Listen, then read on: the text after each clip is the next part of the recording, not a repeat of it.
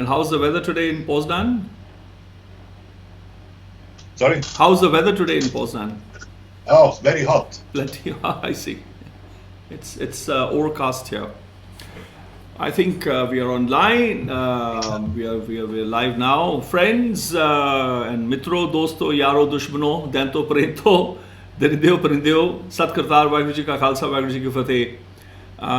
This is the 78th Mēlā of the ongoing YaarAnād Virtual Baithak Series. So I welcome you all. आज 78वां मेला हैगा YaarAnād Virtual Baithak Series ਦਾ ਤੁਹਾਨੂੰ ਸਾਰਿਆਂ ਨੂੰ ਮੈਂ ਜੀ ਆਇਆਂ ਆਖਦਾ ਮੈਨੂੰ ਜਰਾ ਵੀ ਖੇਦ ਨਹੀਂ ਹੋ ਰਿਹਾ ਹੈ ਤੇ ਆਸ ਹੈ ਤੁਸੀਂ ਅੱਛੇ ਮਿਜ਼ਾਜ 'ਚ ਹੋਵੋਗੇ ਜੇ ਭੈੜੇ ਮਿਜ਼ਾਜ 'ਚੋਂ ਕੋਈ ਨਹੀਂ ਮੇਰੇ ਨਾਲ ਗੱਪਸ਼ਪ ਕਰਦੇ ਰਹੋ ਠੀਕ ਕਰ ਦਿਆਂਗਾ ਮਿਜ਼ਾਜ ਮੇਰਾ ਕੰਮ ਹੀ ਮਿਜ਼ਾਜ ਠੀਕ ਕਰਨਾ ਹੈ ਚੰਗੇ ਮਿਜ਼ਾਜ ਵਿਗਾੜ ਦੇਣਾ ਬਿਗੜੇ ਮਿਜ਼ਾਜ ਠੀਕ ਕਰ ਦੇਣਾ ਮੇਰਾ ਪੇਸ਼ਾ ਹੈ ਖੈਰ today I'm in conversation with a long lost friend pianist who's an outstanding musician, Maestro Fabrizio Soprano.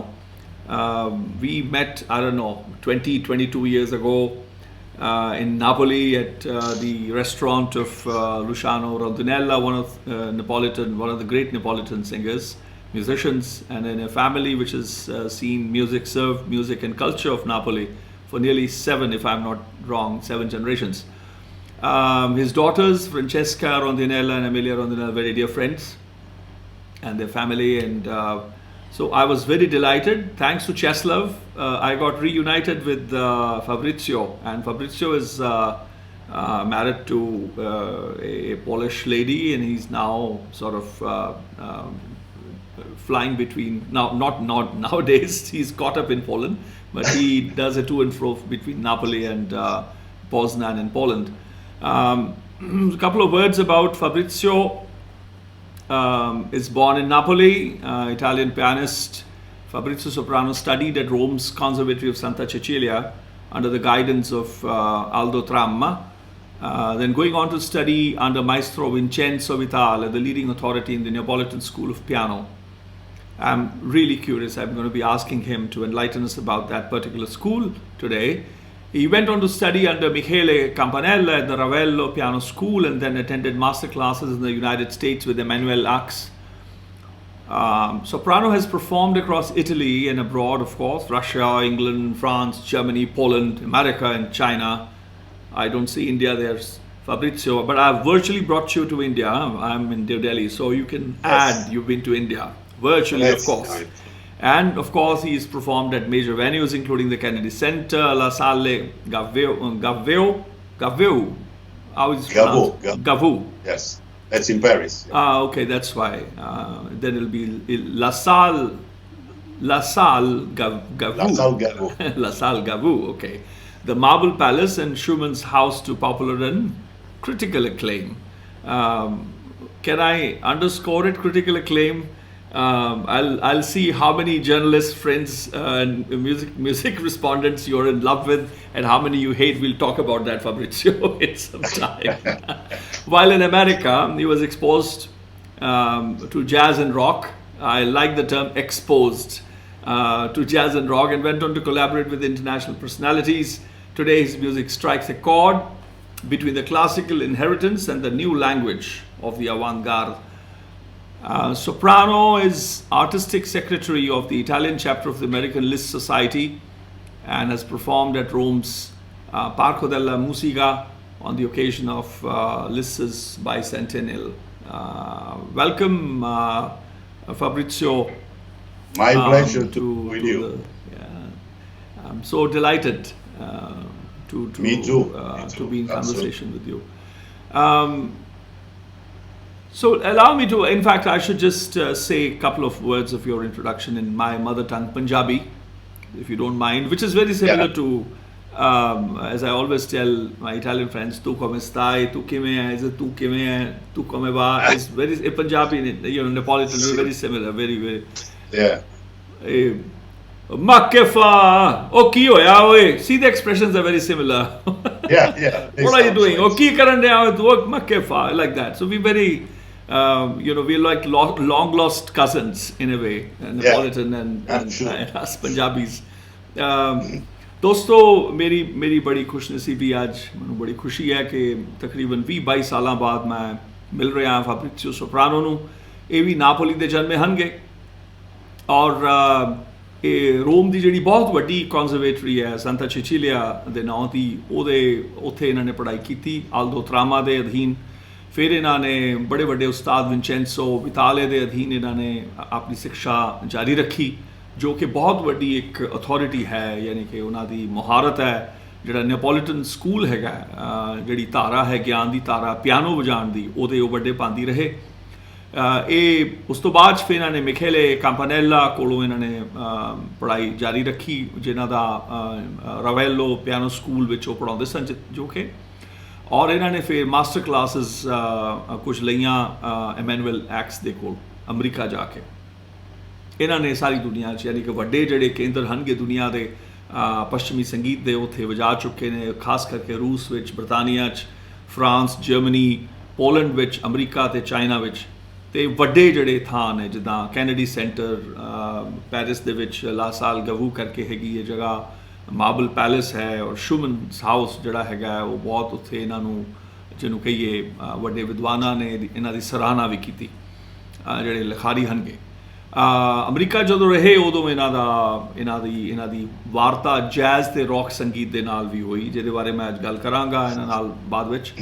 और इन्होंने फिर बहुत वड्डे जिहड़े नामवर लोग हनगे दुनिया के उन्हां नाल इन्होंने काम किया है जिन्हां दे बारे आपां वेरवे नाल गल भी करांगे इन्हां नाल।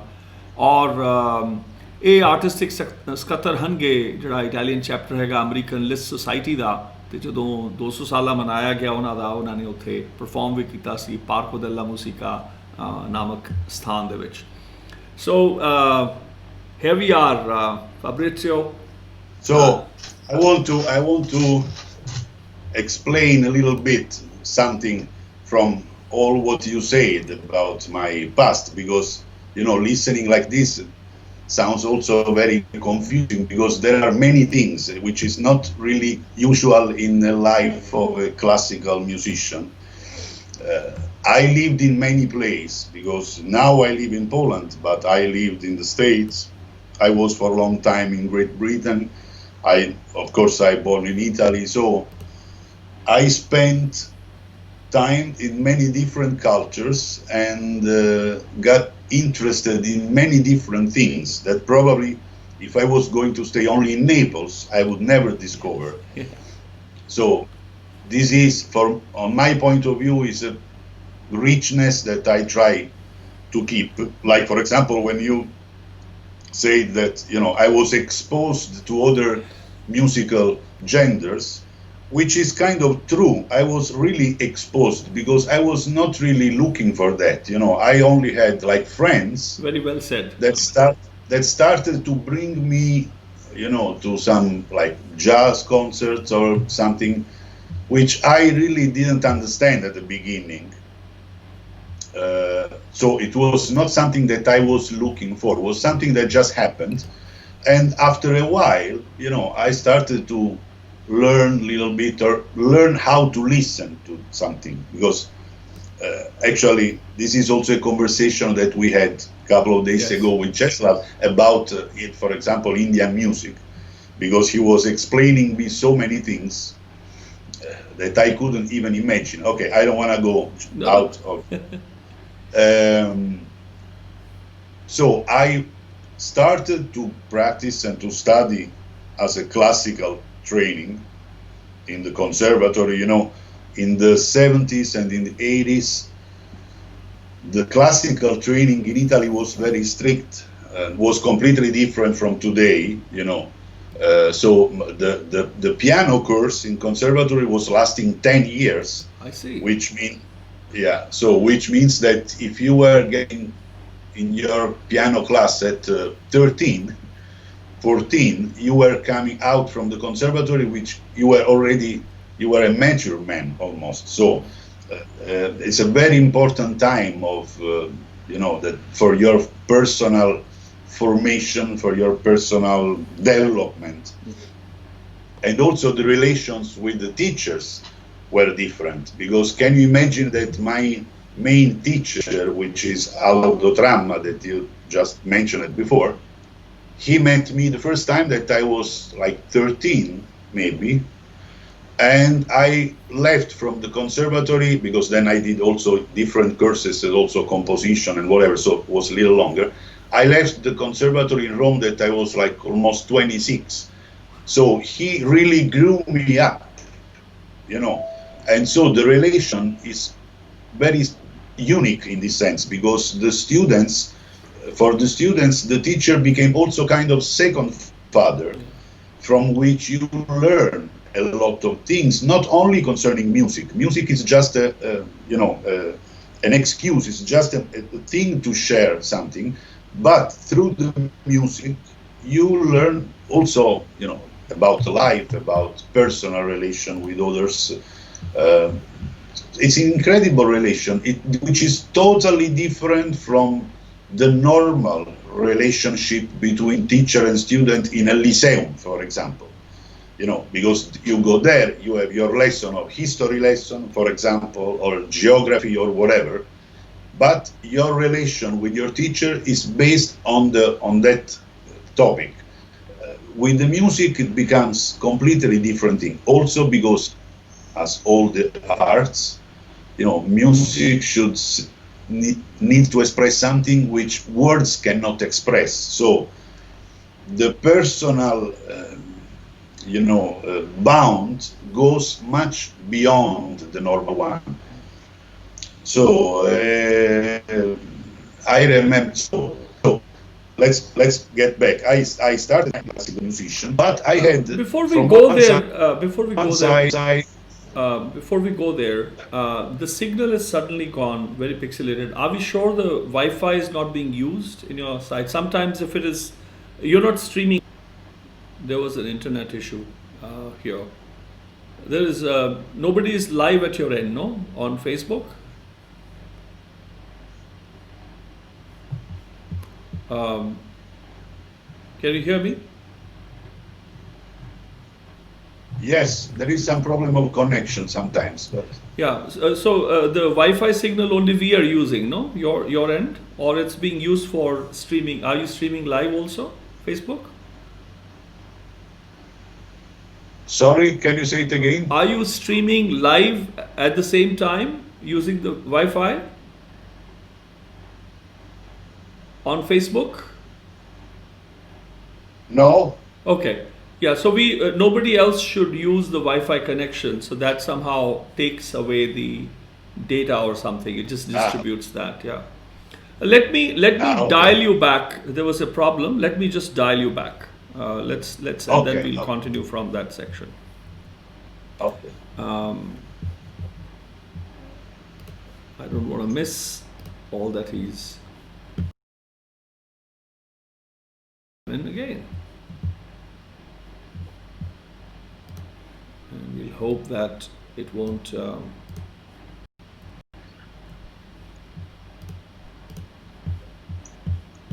you are. And I'm getting you in. Yes, much better. Yes. Now you were mentioning. Yes. Yes. So I say that I was studying, you know, as a classical musician, but in my family I had my father who used to play pop music since he was a young boy. So in a certain way, I studied classical music, but I also had some experience of pop music because I was listening to my father. You know, my father had a band, so they were rehearsing at home many times. So I was listening to the rehearsal because usually, you know, there is this. What is the first memory? What is the first memory of what you heard? Well, my father was a songwriter too, so he had a pretty good success in Naples in the 60s. I see. So mainly he was singing his own songs. You know, he also recorded the CDs and many. Well, that time was you remember something from him? Yeah, well, come not on. so much. But when share a line or two.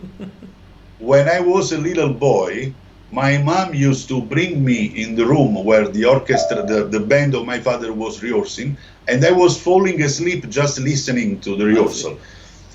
So, but you know, falling asleep with a band with electric bass and drums, that's very, very strange. Quite an initiation, I would say, into music. Yes, exactly.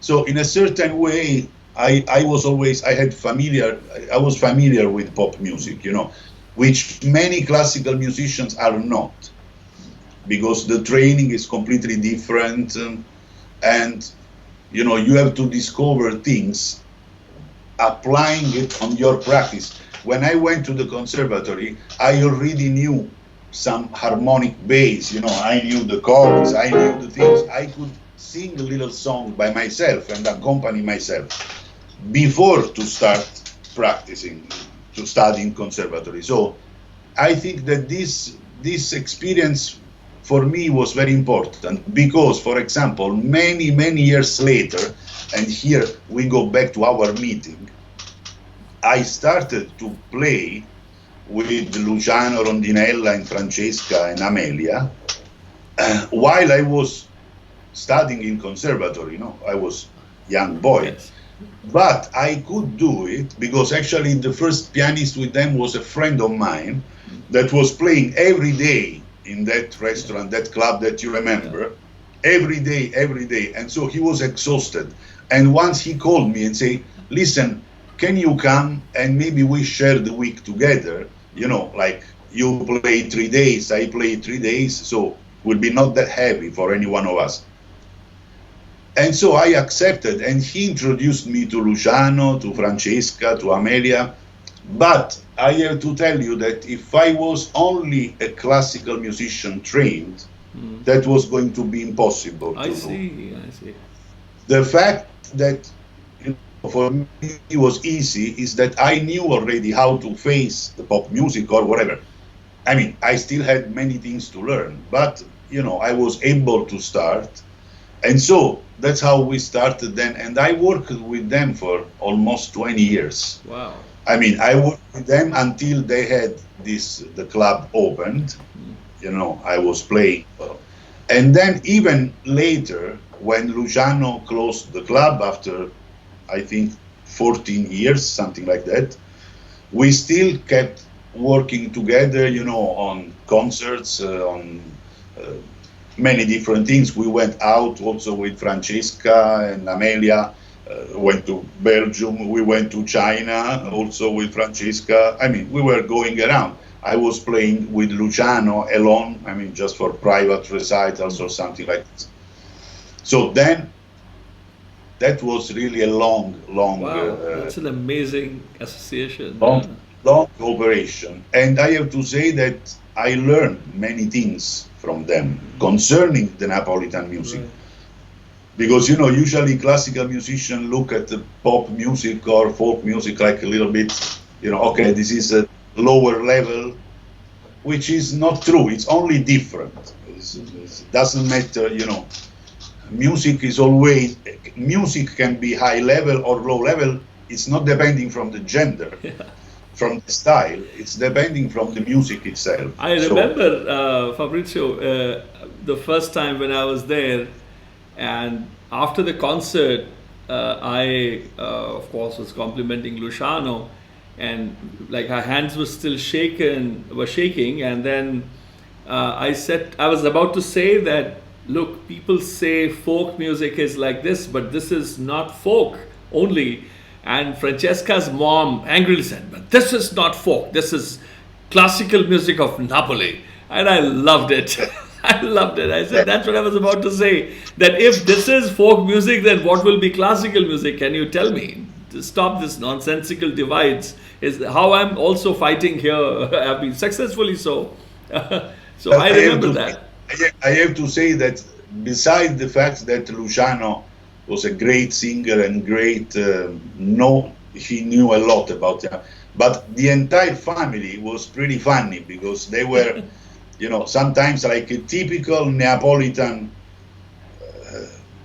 family with passion, with, you know, everybody felt so everybody has a very important role in the family. So that I remember this also human experiences that I still keep very dearly in my heart. Yes, absolutely. But anyway, as I told you, Luciano, the cooperation with them taught me many things about the Neapolitan, in spite of the fact that I am Neapolitan and I knew already the Neapolitan music.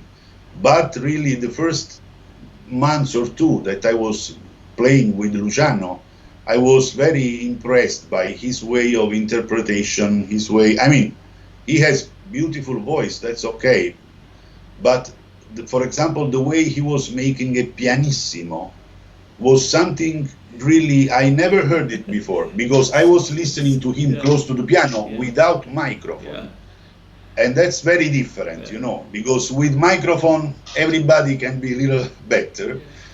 But I was really, really impressed. And, you know, sometimes at the beginning he was guiding me. I was accompanying to him and he was like, no, here we go down, here we slow down, we have to wait here, you know, because everything was connected with the lyrics of the song. So he was a very, very, very refined interpreter of the song, not only a singer. Of course, if he wanted to do O Sole Mio or some song with a higher voice, he could do it also, because he had a powerful voice and very clean. But, you know, in the intimate moments, on my point of view, was his best, which really unique. I see. I remember. You know, I remember the. So that was very, was very fruitful experience for me. You know, even if then I never got back to the Neapolitan music. I mean, once we finished to work together, I didn't go working with other Neapolitan singers or in other Neapolitan. That was my only one experience, which was lasted 20 years. Wow. But you know, I gained a lot of knowledge about this experience with them. So in a certain way, I'm very lucky that I met them. You know, and anyway, we still remain very good friends. You know, we speak almost every day, not every day, but once per week, or we message each other to know. And we try to meet when I can go to Naples. Right. We always try to meet for a while, you know, and have a chat together. Now it's a little bit everything, you know, paralyzed, as you know. So I don't go to Naples since. Luciano is not well, also. Yeah, I spoke with, I texted. He's not well. Yes. Francesca the other day. He's old. He's also old, and so he stays home. But you know, he has Francesca, he has his wife, so. So everything will be how fine. is but we couldn't. Yes. How is can you share something that he was doing as we are remembering him, Luciano? A pity that I mean I interviewed him about 4 years back. I have some conversation which Francesca helped me in speaking with him, and I videoed. I mean, it's on video. I documented him. But you mentioned about the interpretations and how he was telling. Could you demonstrate something how normally a song was and how he desired? For example, I remember the first song that we made together was a Neapolitan song called Era de Maggio. I don't know if you know it. It's a very famous Neapolitan song, and there is some phrase, usually, wait.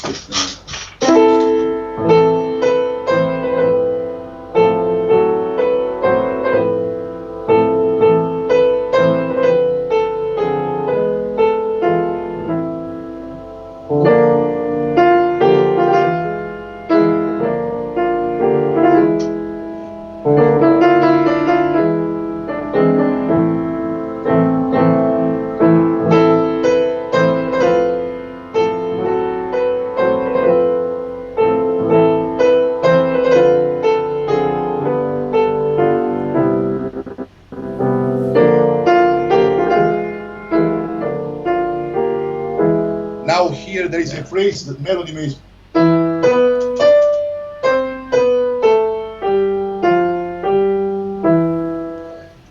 usually, if you listen in the common execution, I mean, performance of the singers, this phrase goes, they still make it in tempo, like Right, before. right.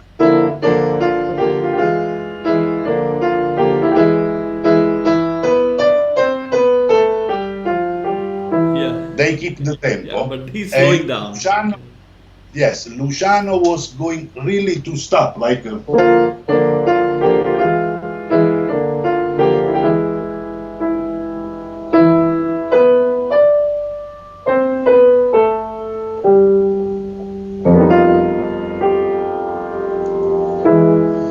And because this, after this, it comes the refrain. Right, right. And of course, now on the piano, just give an idea, but really what was impressive was his voice timbre on this very, very pianissimo and very, very clean. Perfectly on tune and very, very, very clean. You know, it was just now, it's just the first thing that came to my mind, because that was the first piece that I learned with him. And so he was telling me, no, here we go in tempo, here you play. Sometimes, you know, I was like shy and I was playing like softly, and he was like, no, you have to play harder, put your blood, put your, you know, very, very passionate, in a very passionate way. But he knew, I mean, I understood that he had a very clear idea in his mind about what he wanted from that piece. And so was not a singer that any pianist could accompany, because, you know, the singer adjusts himself depending from the pianist. He was very, very strict on this. So we did a good duo for many years. I see. We did. Did you get a chance to record some of your practice sessions or performances?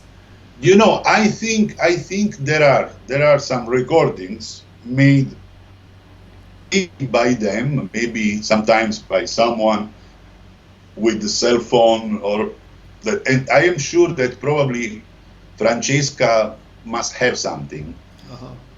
I think so, because, you know, in many years we recorded also, sometimes we were recording the rehearsal on the, you know, it was like the tape, normal tape.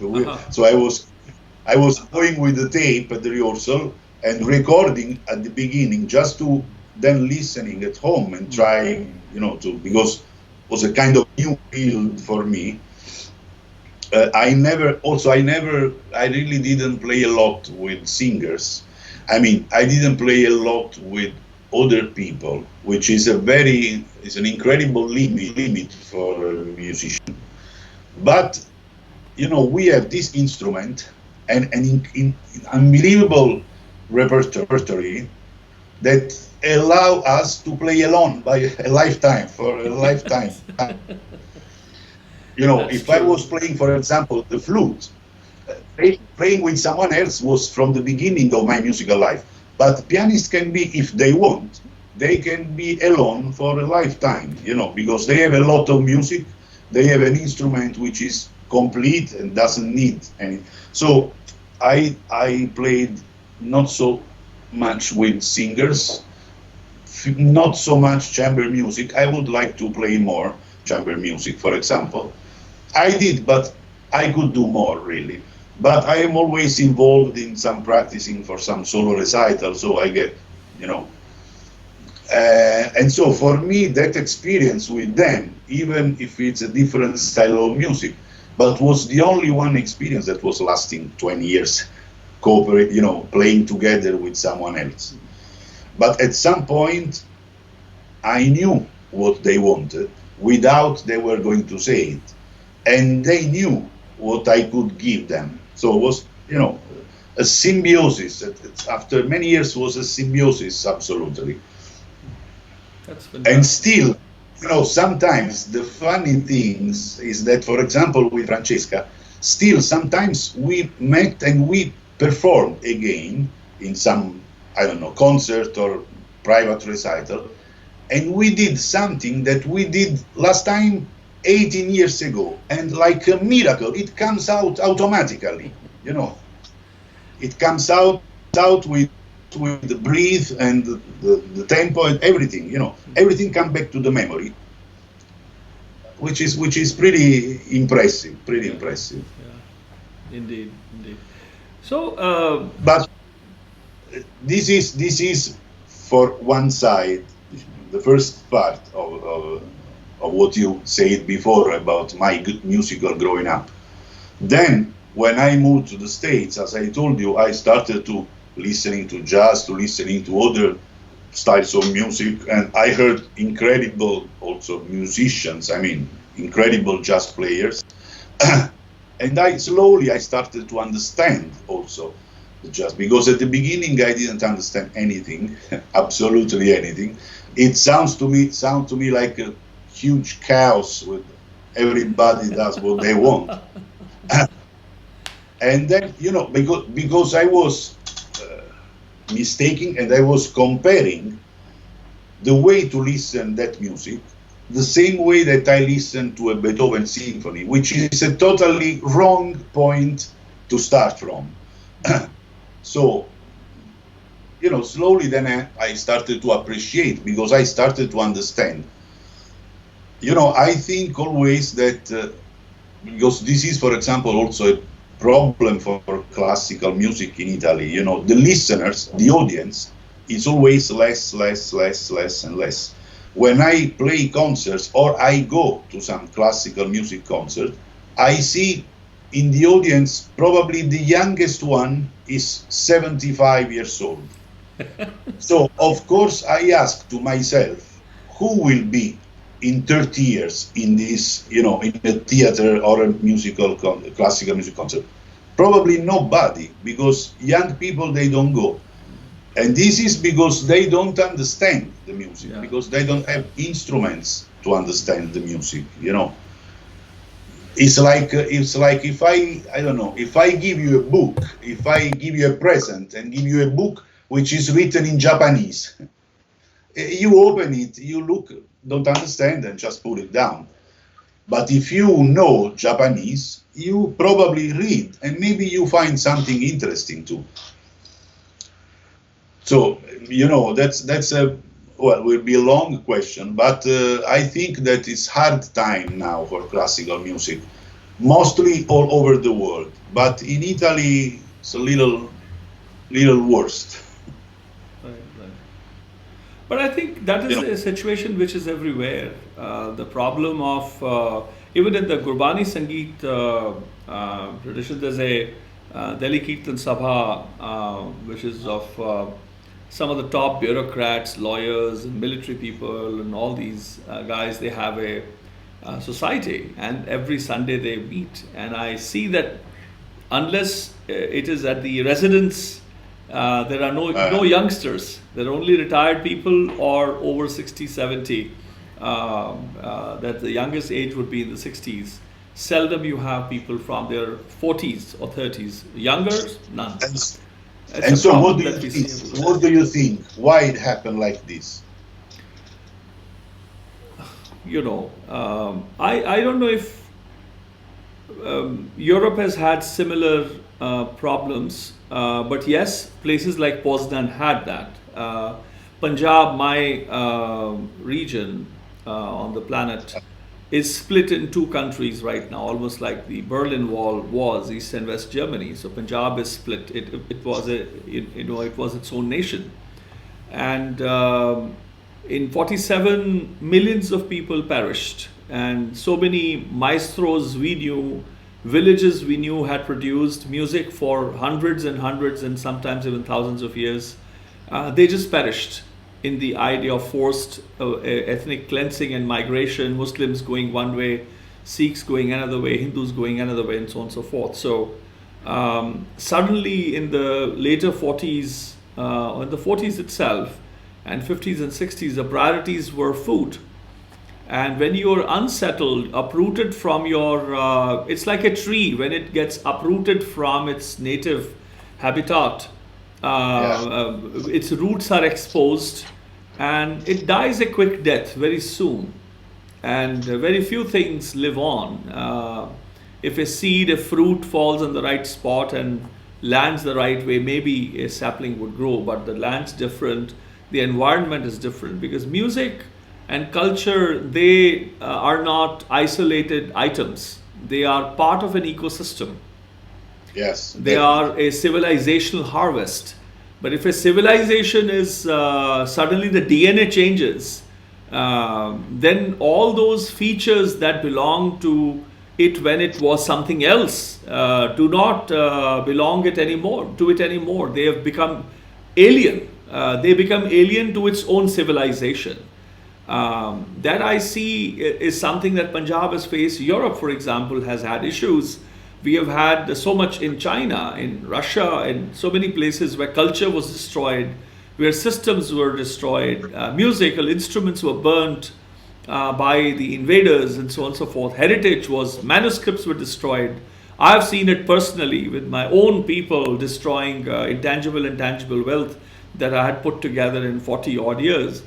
So I don't know. The youth, for example, has not been led or introduced to the idea of culture and to the idea of civilization, to the idea of those assets wherefrom we derive our native dignity, our uniqueness, that we are all bearers of various colors, different culinary tastes, different languages, and that not one language is greater than the other. I see a lot in Italy where how much pride they have in speaking their own language versus English, and so on and so forth. So I think it's not one thing. It's an entire, the paradigm is shifted, it seems. And we are seeing a transition from a cultural riches, an era of cultural riches, to a cultural bankruptcy.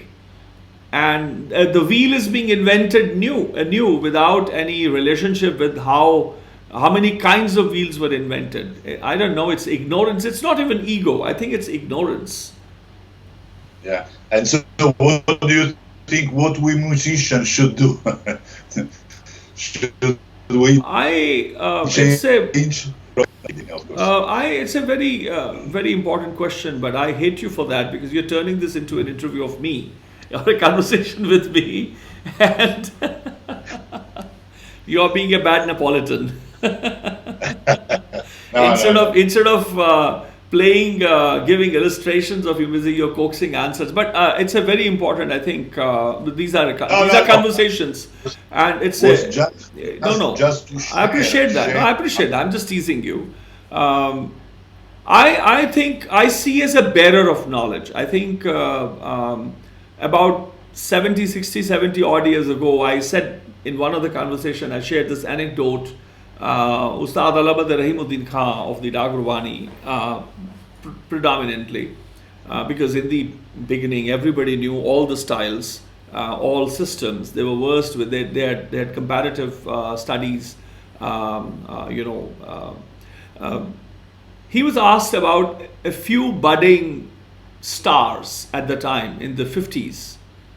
And they were big already, and it was sure that the 50s, 60s, especially the 60s, 70s, and 80s would belong to them. People who really ruled those 40 years at the time when they were young, in their later 20s and just about 30, and they were bound to make a vertical takeoff to the stardom. He was asked by one of the top philosophy aesthetics persons, professors of philosophy, who taught philosophy and aesthetics. Professor S.K. Saxon asked him about some of these people because he was writing. What was his opinion? He says they have great voices, and they're good. But he pushed. He says, "What do you mean they have great voices? You have something more to say?" He says, "Yes, but they are not responsible musicians." So I like that very much. That is a very important anecdote. I think bearers of knowledge have to understand that life is not easy. That the harvest from the past, some of the finest gifts, both tangible and intangible, from our ancestors, grand ancestors, and our collective ancestors, not because they are one's family ancestor or non-family ancestors, just the ancestors, our ancestors of humankind. that the assets that have come down, we need to honor the journey that that knowledge has taken, and that we must ensure, because we are the jewelers, we must evaluate and quantify the value of the jewels that have come down to us, and ensure that come what may, come whatever the difficulty, that knowledge must be sustained. Because one thing is certain, that as long as I live, I'm not letting go of compositions which are extraordinary. For example, this composition from the last quarter, from the 1680s.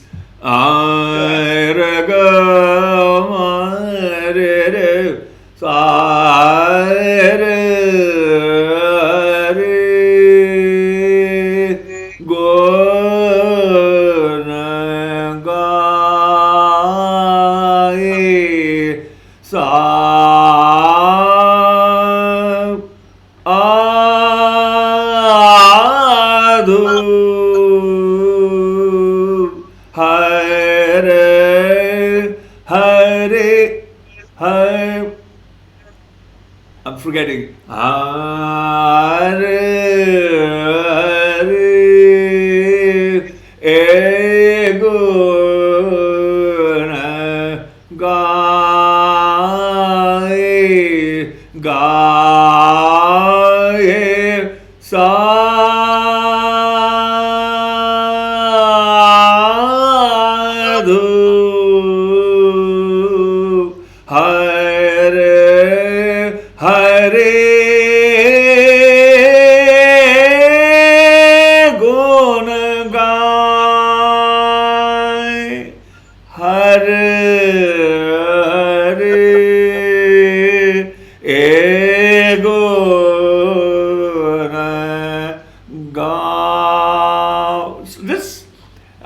Pardon my voice, it's hoarse. As I told you, I haven't slept. I slept at 10, got up at 1. It's been going on for many days, and I forgot the first time. Anyway, this is a marvel composed by the 5th Guru of the Sikhs. I'm not letting go of this, right? Even if I'm fed, I may die of starvation, but I will die remembering it till the last breath. So this knowledge is not letting go of me. I'm not letting go of this. I think those bearers, such bearers of knowledge, will sustain whatever knowledge has come their way, whatever intangible assets, precious, invaluable assets that have come. I think it's I don't know, I have a few other things to say, but I don't think it's important right now. But thank you for asking. It's a very poignant one. It's a difficult question and a very difficult answer to give. I understand what you mean. Definitely. The thing is only, I was many times thinking about this, because I remember that, for example, the first time I went to play to Russia, which was 1991, and I saw, kids listening to the Wagner Tannhäuser in the theater. I saw also many kids sitting in the theater listening and, being quiet and interested for hours, without their parents, needed to say, shh, shut up, be quiet. They were just listening to the music. It means that, probably the previous generation was able to give them some interest to the beauty of their culture. So they will follow it. In Italy, it's a little harder situation. But for example, the first time that I came to Poland here, that's a funny anecdote.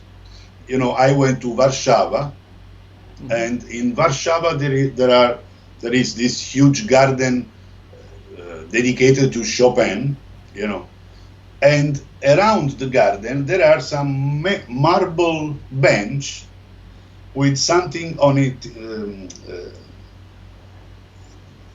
marble bench where you can sit, in the garden, and they have a CD player, so you push a button on the bench, and it starts coming out music from Chopin, of course, which here is, is a national.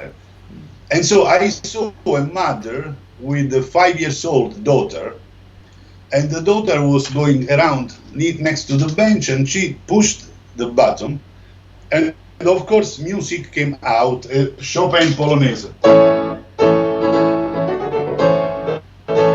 And mom said, please sing with Pani Chopin. with Pan Chopin, like sing with him. And the 5-year-old daughter was singing everything, which means that she knew already that melody, And that was I remember that was impressing me very much because, such a small kid that already knew a theme. Oh, here is starting really a storm, like crazy raining. I told you 1 hour ago was hot. Yes. Now it's getting cold. And it was overcast outside. But now we have sun too. Really? Yeah, I think the sun came from your side here. And so I see, for example, here my Polish wife, she teach piano in a music academy, and usually their students are between like 8 years old and 12, 13. This is the range. And so many of them, consider the music with respect. I mean, they are very respectful about what they study. So this means, when I see these kind of things, it brings me some more hope for the future. Yeah. Because of course, I do music because I love the music and I choose to do the music. But I am happy to make music for people who does not make music and wait for musicians to give them music, Yeah. So the idea that one day maybe nobody anymore that asks for this kind of music sometimes make me feel a little sad, but also it's a political thing, a long conversation. Better we switch to other topics because then we could speak for 4 hours about this. No, and I am, I gave, before the COVID, before the pandemic, I gave the last recital in March, beginning of March in Italy. Then I had other planned recital, to Russia, but everything was cancelled. And sorry, because I had, to go and play some nice music, mostly dedicated to Liszt, which is, the main, which is this guy here, this old guy here, which is our spiritual father, for pianists. Is the one who created, basically the one who created the idea of the piano recital. He was the first one. With him, the piano got new dimension, was going in the theater with hundreds and hundreds of people. Because before that, the piano was a very home instrument, like a private and very intimate instrument. But with him, everything changed. And he was also pushing the fabric, the production of pianos, to get better instruments, because louder, of course, louder, longer sustenance, Exactly. So they were both very useful each other. Liszt was useful to the piano fabric, and the pianos were very useful to Liszt that he could bring out his music. So we all pianists are particularly bounded to Liszt. Even then, if you don't play or if it's not in your repertoire, but as a figure, as a spiritual father of the modern piano concert. Yeah. I think this conversation before you continue, I'm reminded of another relationship between a maestro and a luthier or an instrument maker. Ustad Bhai Baldeep Singh of Mēlā, one of the grand maestros before partition of India, who is undefeated in the classical music. Now people have forgotten. India doesn't even remember them, but all the court musicians across the country knew who Bhai Baldeep Singh was at the time. But many didn't want to speak afterwards because they would have to tell that, yes, our father or our grandfather lost, or our grandteacher lost the duel on so-and-so time to that. But he was blind. played the Taus peacock-shaped instrument, bow string, and sang. So he wanted to, one day he wanted to come to visit, come to Delhi and to visit my granduncles. And as he was about to step onto he used to hold the instrument in his lap, right, in his hands. So the fretboard was longer. So it hit the train roof, the door ceiling, and broke. And he came back. He returned. He didn't climb the train, returned, went to the village, walked all the way, tens of miles to village Dandiya and in Hoshiarpur, and visited the house of Harbhajan Singh, Gary Harbhajan Singh Mistri, who used to make instruments for him, but who was a master carpenter. And he went and threw the instrument at his, in front of him. He says, I want this much shorter. He had calculated how short so that he can travel freely in the train. This much shorter, and I want not 27, but I want 52 strings. So he says, okay. And that's how was the creation of the 52 string Taus, which was 6 inches shorter, 6 or 8 inches shorter. So this conversation between a maestro, for whatever reason, whether it is the travel issue or so on and so forth, the collaboration between, which you're pointing towards, between Liszt and the other luthiers, piano makers, exactly. It is an extraordinary, such great instruments are the produce of a perfect conversation between a luthier, a master luthier, and a master musician. You see, the history always needs strong personalities to develop and to get better, because then even after the piano has its own standard measures, like in the 50s was, in the 40s was already what we know now. But the piano industries continues to make new discovering. They make some even bigger size. They make like a 4 pedals piano, which usually they are 3. At the least they were 2. Then the Steinway used this third pedal, and they brought the piano, the model to Liszt to try it and say, what do you think about this third pedal that makes a different effect? And he said, okay, now they continue doing it, many things new, which I am very curious what Liszt would think about the new modern piano. But anyway, for as I told you, for pianist, Liszt is a fundamental figure. Also, he had very unique life, because he was very successful when he was young, and then in the late years he became almost priest. He left the composition, the style of composition that he used to do before. And so in the 30s, in the 40s, he was the star of all the audiences. He was like a movie star at that time, very famous, with a lot of women around, because he was also a nice man, nice looking man, young man, was an incredible virtuoso, and he had everything, every success that any pianist could imagine. But at some point in the middle of this, he left. He decided to stop this style of life, and he felt the need to have different way of composing. He was looking for he was looking at life in a different way. So he left everything and he retired himself, doing his own researches.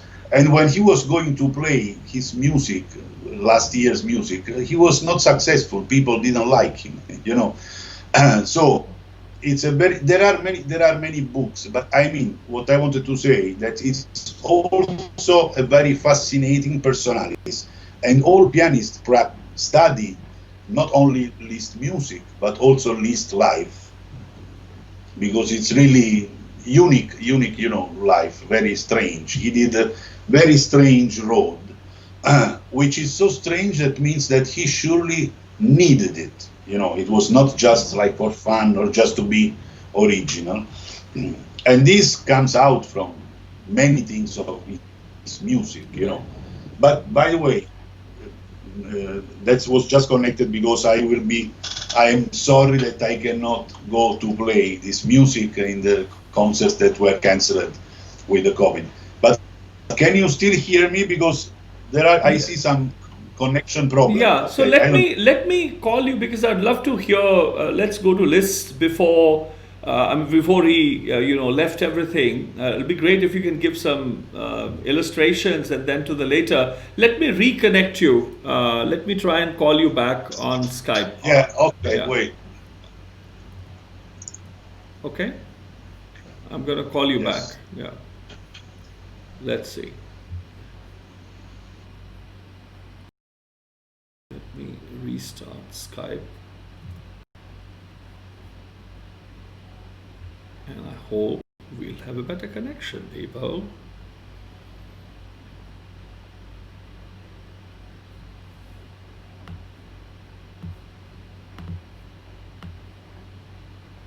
Here we are. Let's see.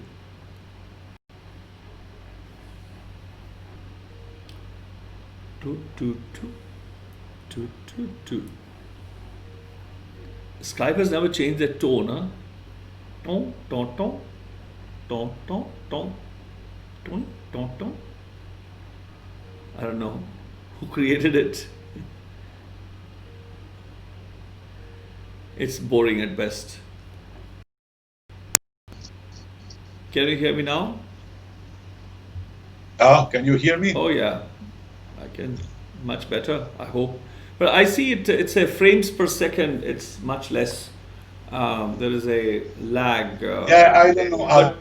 But the audio is good. It's just the visual. Going on a huge storm. So yeah. I don't know. Oh, now I don't hear you. I'm not able to hear you now.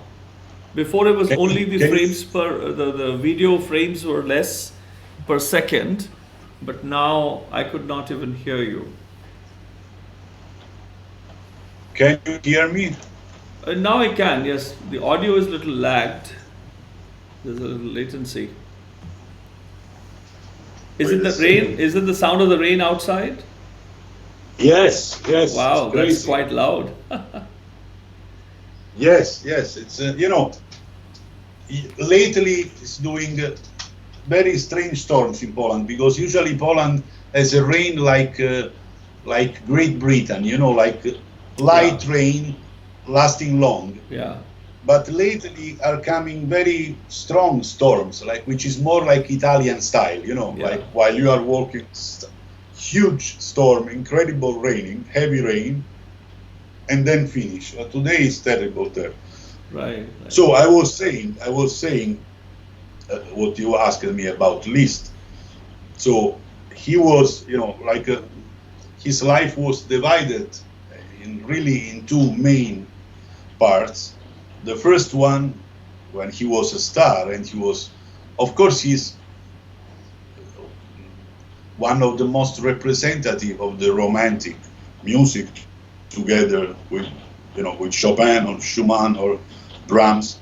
But his life was particularly strange, and his choices were very strange. Very strange at first sight, but then if you read and if you study, you realize how an incredible development road this man had, not only in terms of music, but in terms of really spiritual development, emotional, psychological. So it was really, and also I am also bounded because he spent a lot of time in Italy. I see. He lived in Rome many times, many years. So he's very bounded also with Italian.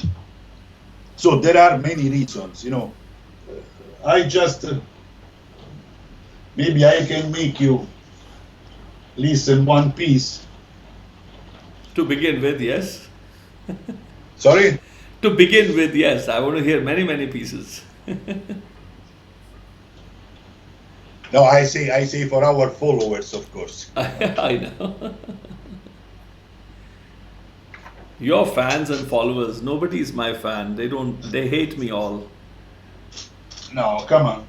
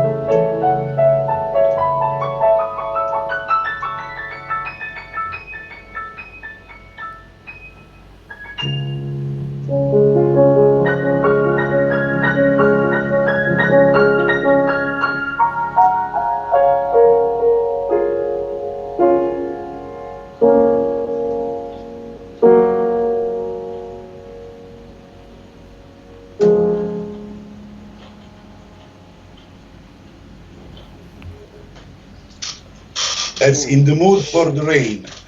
Yeah, this was fantastic. Very moving, actually. Very moving. Sorry? Very moving.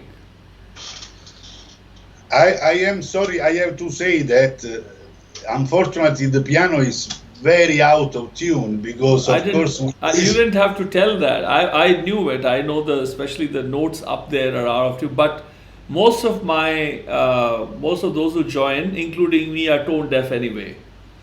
I'm wearing a turban, so a lot of music gets filtered. Don't worry about it. I'm kidding. I know. No. It is the pandemic, it is the lockdown. We all know. Another thing that I want to do, and I still, I'm thinking about this, is to practice and become a tuner too. Yes. because unfortunately, most of the pianists are not. Yeah, that's true. And it's very, we always depend from someone. Yeah. And so I would like really to, first of all, because it's an interesting thing, and because I would be independent, you know. In this case, for example, I could be able to tune my own piano, but I cannot, so I have to wait when the tuner will be allowed to go home by home to tune instrument. That's true. It is a big issue, yeah. It is a big issue. No, I appreciate that. Because you did mention that the instrument is not really, it's not in tune yet. And it's a problem throughout, no doubt about that. And to come to the piece, tell us about the piece. It has, it is very, it was very moving. It was one that I was very particularly moved by the movement. Tell us more about this piece. This is a typical expression of European romanticism, you know. So it's a typical way of phrasing, a romantic way. It's a typical idea of a romantic idea of a theme. And so I wanted to tell you one thing, because of course we are not well balanced, me and you, because I know my culture, you know your culture, and also mine. So, you know, I am much lower. I need to learn a lot of things because, for example, it's interesting for me to understand how do you listen this kind of Western classical music with your knowledge of your classical music. We were having a conversation a few days ago with a person very interesting about this, because I heard some raga, you know, which somehow, some of them is very, very similar also to Neopolitan music. Yes.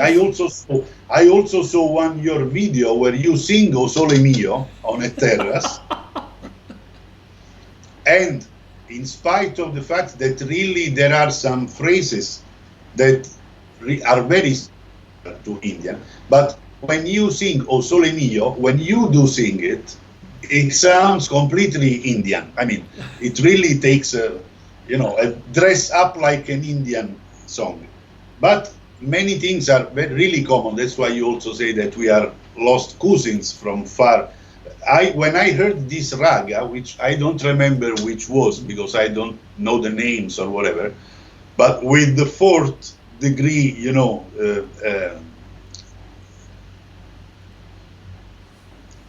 augmented, it's something like a...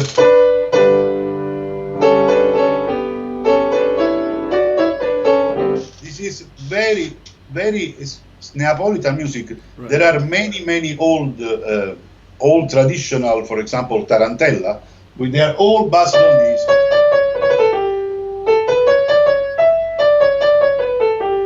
So it's really this very good. I was really impressed. Yeah. No, that is. But talking about how you listen to the Western classical music, because, for example, the first time that I heard, some Indian, I am a musician, so I can appreciate the things, I appreciate the variation, I appreciate the ornaments on whatever, the different scales and the portamenti. But, for example, I think, to me, it gives an impression of one color in general. I'm not going into details. In terms of emotional, because I am not used to listen to this, so it gives me, like, you make me listen one, then I listen another one. Yes, if I am a musician, I see the little difference inside, but from far, sounds to me like same kind of color, And of course, this is depending from, our education to listen to this. And for example, if I think about listening, the piece that I just wrote you, that I just played you, this list, which is very quiet.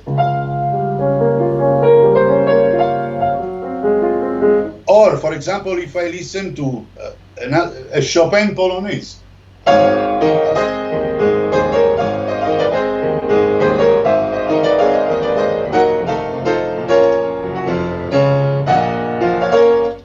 For me, this is a totally different color from this one. I am from the previous one. I am very curious to understand if it's like this also for you. Yeah.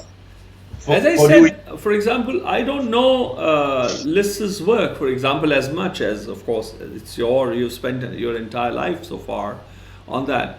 But the very first strike you did it, because it's human. In the end, we may be living thousands of miles away. We may have a different skin color. God was such a miser while putting color on your skin. We the Punjabis think we have the best skin color. We are the best racists on the planet, and so on and so forth. But our feelings are all one. We cry for the same reason. We are joyful for the same reason. We eat and we drink and we go through the motions of life in the same manner. The moment you touch the very first few notes that you touched, like first, second, third note, it hit me here. It hit me in a very beautiful manner. I was moved. As I said, that was the first reaction. I said, "Oh, I'm moved." I was moved. So that means whatever he's done, you told me later it's a romantic piece. I didn't know whether it is beyond that. I didn't know. I just saw how as someone who's versed with the South Asian musical paradigm, who's versed with the idea of with the evolution of thought here, is affected by it, and it meant a lot to me when I heard it, and I feel now it's become a part of me already, that I have heard it and have been impacted by it. So. Because one interesting thing that came out in this conversation a few days ago with Czesław, then when I heard like 2 or 3 different pieces, I told him this, personal sensation that I said, okay, beautiful, I like it, of course. Of course, I also am moved. It's not a matter of not to be moved. Of course, I am moved too. What I was trying to analyze was something more detailed, like difference from one piece to another. First of all, in your music, this thing that there is a long note always, like a pedal staying long, and everything happens around that. At least what I heard was like 2 or 3 pieces. It was always a long note, staying all the time. So, and I was talking to Cesar. I say, the difference for me, for example, if I play this or I play another piece, very different in the spirit, like the Liszt or Chopin Etude. For me, it's a completely different mood. Yeah. And Czesław told me one thing that was very interesting for me. He said, yes, but in this Indian music, also it's different. The mood is into the details. Yes. That was a very new point of view for me. I was really surprised and say, oh yes, maybe that's, I have to learn about this. Yeah. So that's why, I know the impression on my soul that I had from Indian music. I was exactly interested in yours when you listen to Western classical music. When you listen to a Beethoven symphony, what does it mean? It says something to you. Besides the fact that it moves, of course, because every art when it's well done, it's moving. But how you feel? Well, it's also difficult to say the question. It's also. The thing is that India. What Czesław, I've worked over a few. I've written, I think, 5 or 6 musical pieces. I'm in the process of finishing the music, multiple linears. That is like polyphonic line. For the first time in history, I think anybody has attempted to write multiple lines with traditional songs going back to the 15th, 16th centuries. And without using, like, I don't know what harmonies, I don't know what chords are, and I think I'm qualified therefore to write music in a particular way where I cannot be accused of stealing an idea or aping an idea or being inspired for that. So ideas to explore if the South Asian music can actually plan something on its own without taking cues from others of how they've done. To be aware of everything what they're doing, but if I am to curate something, are there narratives within the history of South Asian music? Well, because we had mandalis, we had like small ensembles, which and they played things. The accompaniment along with the singing would be in anticipation, in unison, and a little latent. Right? There were multiple. So I being a luthier, being a string player, being a percussionist, and a singer and a thinker and a writer and an exegete, and a bearer of lots of narratives, I can relate to them. My relationship, therefore, with the narratives is different. So I'm doing that. But those are just 5, 6, and I don't think that music which I've worked with Czesław would be able to represent the entire gamut of what in South Asian music has achieved over thousands of years. And the ones, for example, that you performed from Liszt and from Chopin, yes, we have examples like that. Those ones that I chose at that time are slow paced, long breath, and so on and so forth. But then, for example, there could be compositions which are I think before I give to the examples, I shared something day before yesterday with Dr. Suma Sudhindra, who's one of India's finest Saraswati Veena players. I asked her about Carnatic, about South Indian music. I was also exploring.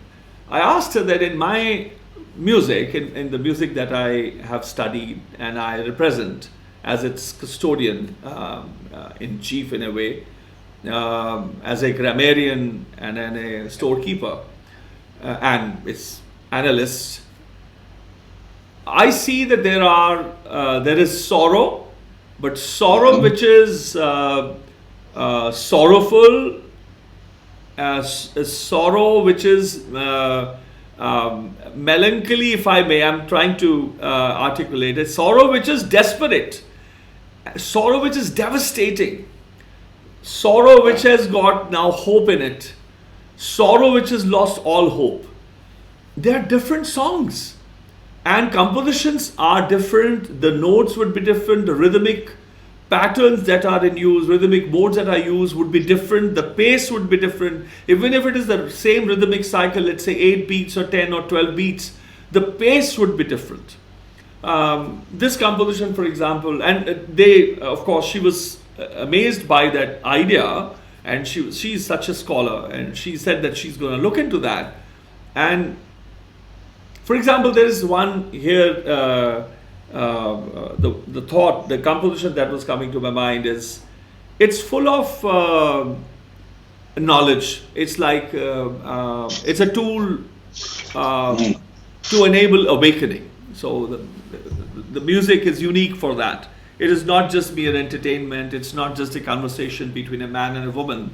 It is about awakening. It's the journey from being a crow to a swan, from being an ignorant to an enlightened being. And it addresses to the idea of the vices that the mind needs to get rid of and the virtues that it needs to be ornate with instead. And the composition could be very slow, for example, in the same raga could be in a slow pace, but the way the original goes is a medium fast tempo. Actually, it's a fast tempo, but its actual rhythm is kept in half of what it goes. So it's a very unique composition where it doesn't need to be, it can be just double pace, it can be the same pace, but no, they said that we're going to keep the pace of 14 beats in the first part, refrain and the first stanza are in 14 beat fast tempo, medium fast. But then the composition flows at that, the bass rhythm flows in half the beat, half the pace. So it goes Ko bikhumgar to aare mapada. With these earphones, it's very devastating. Abama gairi gairi sao. Ko bikhumgar to re, ko bikhumgar to re, ko bikhumgar to re. Ko bikhumgar to re, aas beas do moh bharam hi te ho re. Ko bikhumgar to re, काम क्रोध लोभ मान ए व्याधि छोर को बिखमगार तोर को बिखमगार तोर आज बेआस धो मोह भरम ही ते हो रे को बिखमगार तोर actual patient को बिखमगार तोर को बिखमगार तोर आज बेआस धो मोह भरम ही ते हो रे को बिखमगार तोर काम क्रोध लोभ मान ए व्याधि छोर को बिखमगार तोर.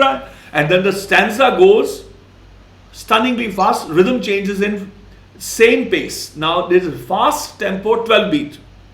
1, 2, 3, 4, 5, 6, 7, 8, 9, 10. So the song naam rang. 1, 2, 3, 4. Da dan da da dan da. So the song naam rang. Guna govind gaavo. Anadino prabhadhavo. Bharam bheet jit mitavo. Nid naam nanak more. Ko bikhmgar tore. Ko bikhmgar tore. Aas beas dho moh bharam hi te ho re. Ko bikhmgar tore. Ko bikhmgar tore. Now this is a very rare example of a composition from the late 16th century that I've shared, which has lived in my family, and you know, I'm so grateful that my grand ancestors, in spite of the battles they fought, in spite of the reforms they engaged in, facing threat to their lives, many of them lost, but the knowledge sustained. And I'm so grateful for this marvel from the fifth Guru, Guru Arjan Dev, to have survived and well into the 21st century. But you see the structure. It is knowledge. It could be given Ko bikhmgar tore, ko bikhmgar to. It could be anything. I'm just making this up. Aas pe aas do moh bharam hi te ho re ko bikhmgar. It could be anything. There's only rare is a one who unriddles, who unlocks, or who solves this very, very impossible puzzle. The puzzle is the way, is the loss, is the capability to lose the ego, infatuation, pride, infatuation, so on and so forth, greed, and so it's a rare person who can do it. It could be said in any rhythm, but the original that we have composed by the fifth Guru, it goes in this way, and the bass rhythm is that. So we have an entire spectrum, and it makes us richer. For example, just the idea that has survived, that a composition could be sung like this, and the way the stress is on the sixth phrase, the one who is able to break this stone, this impossible riddle, unsolve it, the stress on the sixth, and then it cues up. It's like a pattern in the entire composition. The one who can break the riddle, who can then let go of the five vices, who can also let go of, who is able to refrain from the other four vices. So these are quite a spectrum. I think there's an amazing range that these maestros over the centuries have explored. There are incredible rhythmical virtuosism in your music, Very difficult. When I heard it the first time, was very hard for me to understand the beat. It's very incredibly virtuoso.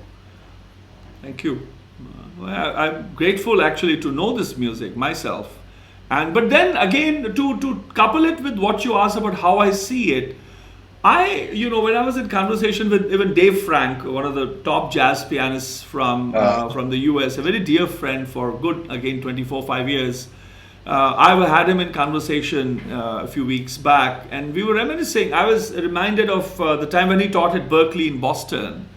And there was a conversation that happened with his colleagues, who played the guitar and other instruments. They were all together. I was at a function at an event where some of these teachers and professors from Berklee School of Music in Boston came. And a conversation ensued, They asked me, so what do you think are you?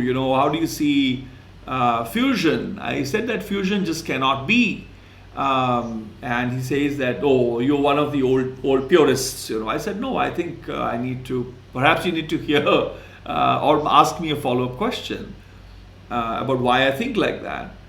I simply say, and now I share with you that where my teachers have brought me, I don't see music as being two different kinds of music or multiple kinds of music. I think the notes are all established thousands of years ago or hundreds and hundreds of years ago. Here the idea was about 7 notes, but then the raga system could be from a single note raga that you can actually express in a single note. And if you were to play one note, the other day, Roberto Proceda was demonstrating just how one key on the piano can have 7 different layers, effects. And then if there is an intent, if the instrument has become part of you, those 7 can be 700 different feelings. It is possible to portray that, to let one's own intent flow into the ripple that the instrument is now creating in the atmosphere. So I think it was possible to have a single note raga, then a 2-note raga, Archik, Gathic, and Samar Jati ragas are 3-note ragas. They were interesting, where people have forgotten now the genre. They think you need to have minimum 5 notes, 6 notes, and 7 notes. The last 150 odd years, the impoverished musicology of India has somehow decided that all those who sang in 1, 2, 3, and 4-note ragas for thousands of years or hundreds and hundreds were all bonkers, that they were illiterates, that they knew nothing about music. That is the kind of a fatwa these new age musicologists have given. But I think the fact that across cultures, the identification of so many scales, in the West you've had Baroque era, Renaissance era, there were so many scales. We have had different ragas. For me, I see them as different scales. I don't see the music that you have explored your entire life, what I have explored, I don't see them as too different. I just see them as a different rag, as a different composition, as a different emotion, different lyric and music that is now enslaved by the idea that it must express that which has been expressed or contained in a lyric. That's how I see it.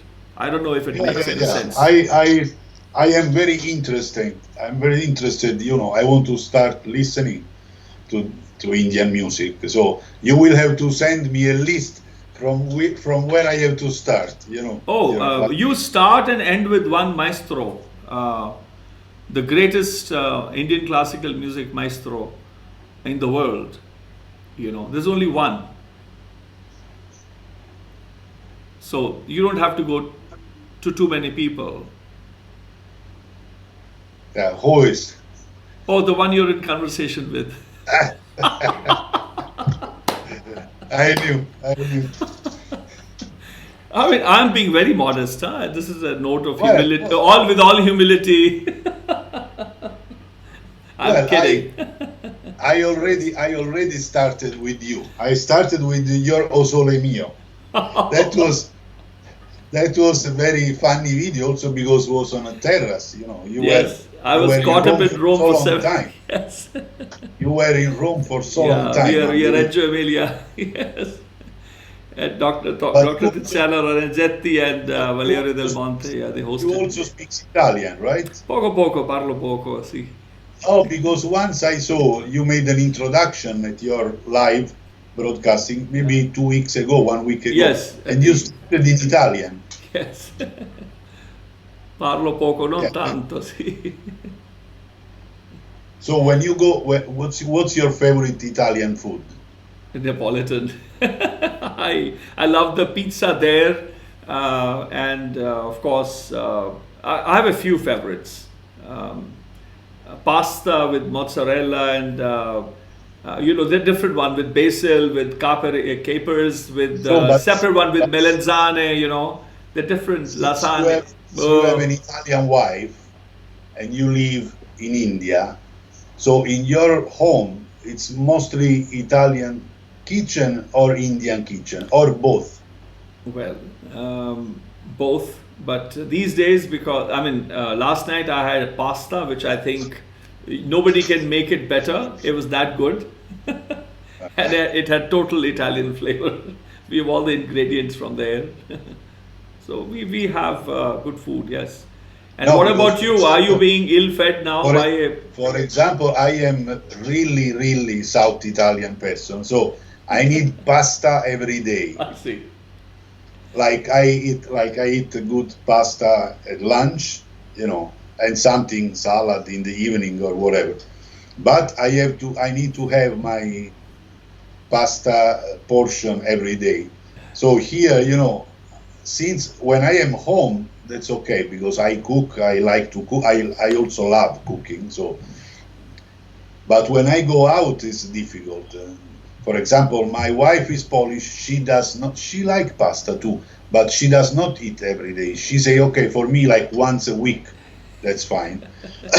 So we have always different menus at home, You can come suddenly and we have like 2 or 3 options of menus. Next time I know where to hover around during breakfast, lunch and dinner. So when I come to Poznań, that will be really wonderful if you could come to Poznań. Yeah. It's a pity that when I came last 2 years, twice, it was not possible to meet you. He mentioned about you many times, but I think we were not in the town at the same time. Or maybe I was not in Poznań because he mentioned that you were not there. Yeah, he mentioned that. Because except this time of pandemia, but I am often traveling, so go for concerts, coming back, so I spend time outside. Then when I can, I also fly to Italy to see my family. Because I have, my parents who lives in Naples, they are pretty old now, so they have only 2 kids, me and my sister, but my sister lives in Milan. Oh, I see. I live in Poland, so they are alone. So when I can, I try to go visit them. Nice. And so maybe I remember that you were here 2 years ago because I remember Cecilia told me, but I remember that I was not also here. He told me, he tried to. I think he maybe contacted you or something to check, But next time, hopefully we'll all get together soon once this is done because he's planning something in Warsaw with the radio. We're planning the Anād ensemble. We plan to do something with the Polish folk instruments as well and classical and part of the Anād ensemble that I have put together. We'll take it to there, and I'm planning to set up a major festival also in Italy, I've spoken with Valentina Losurdo and other friends, Salvador and others about, and she's been introducing me to several people who she think could be very interesting to build a small team. Because my curations are different. It's not to double what is happening. I have a different idea of how I want to curate. It will add to the spectrum of concerts that are happening. And I think I wanted to do something from next year onwards. So we'll work on that. Maybe there's a plan right now to come with the. Of course, I'll be doing something again for the Indian Embassy in Warsaw, but also with the radio. There's a conversation. I think Chesler may be having. He had a meeting yesterday and today with the director. So I think we'll meet not too distant in future. Hopefully, you're still there. when we will meet, you can be sure that I'm gonna cook Neapolitan food for you. So don't be worried for that. And I will be very glad waiting for the food on the table. Don't expect me to help you in the cooking, but I'll help you in devouring it. And I know how to say meraviglioso or buono, anzi ottimo. I'll give you all the compliments. Okay. I'll be glad to listen to your comment. Okay, now a naughty question, because somebody asked about your name, Soprano. That sounds familiar. I saw this movie called Godfather. I don't know how many times, right? I don't like it. I mean, I'm kidding. I like it. And there was the child of Al Pacino, who goes who wants to be a musician. And you share your name with another family, no? It's a very famous family, Soprano. So are you from a similar family, like a same story, who wants to go out to study music instead of carry on the family business? Well, no, the story of this last name is funny because, of course, since I'm a musician, everybody says, "Oh, you have a very musical last name because, soprano." I say, "You should sing." I say, "Okay, but I should be a woman, not a man, to be a soprano." But then also concerning what you said, it was a famous HBO show called The Sopranos about this Italian mafia family based in New Jersey. And that was a funny thing because I moved to New York in 1999. And they thought somebody has come back to restart the family business. No, listen. I moved to New York in 1999, and the HBO show started in 2001. I see.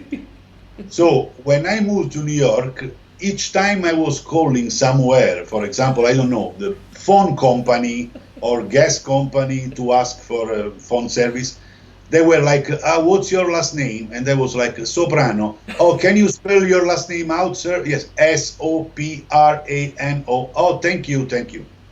Then, since the show started, every time I was calling somewhere, I said, "What's your name?" "I'm Soprano." "Soprano, is that your real name?" "Yes, that's my real name." And one funny story was that when the TV show started, I didn't really know because the first 2 years I didn't have a television at home in New York. So I went at Lincoln Center. It was a huge shop that's selling books and music and CDs. It's called Tower Records. I mean, probably it's not there anymore. I went to the Tower Records and I was looking for some other things. Then I saw the CDs with this logo, the Sopranos, which the R was made with a gun, like this. I didn't even know the show, but I say, "Oh, that's funny." I read letters, so soundtrack of the TV show, The Sopranos.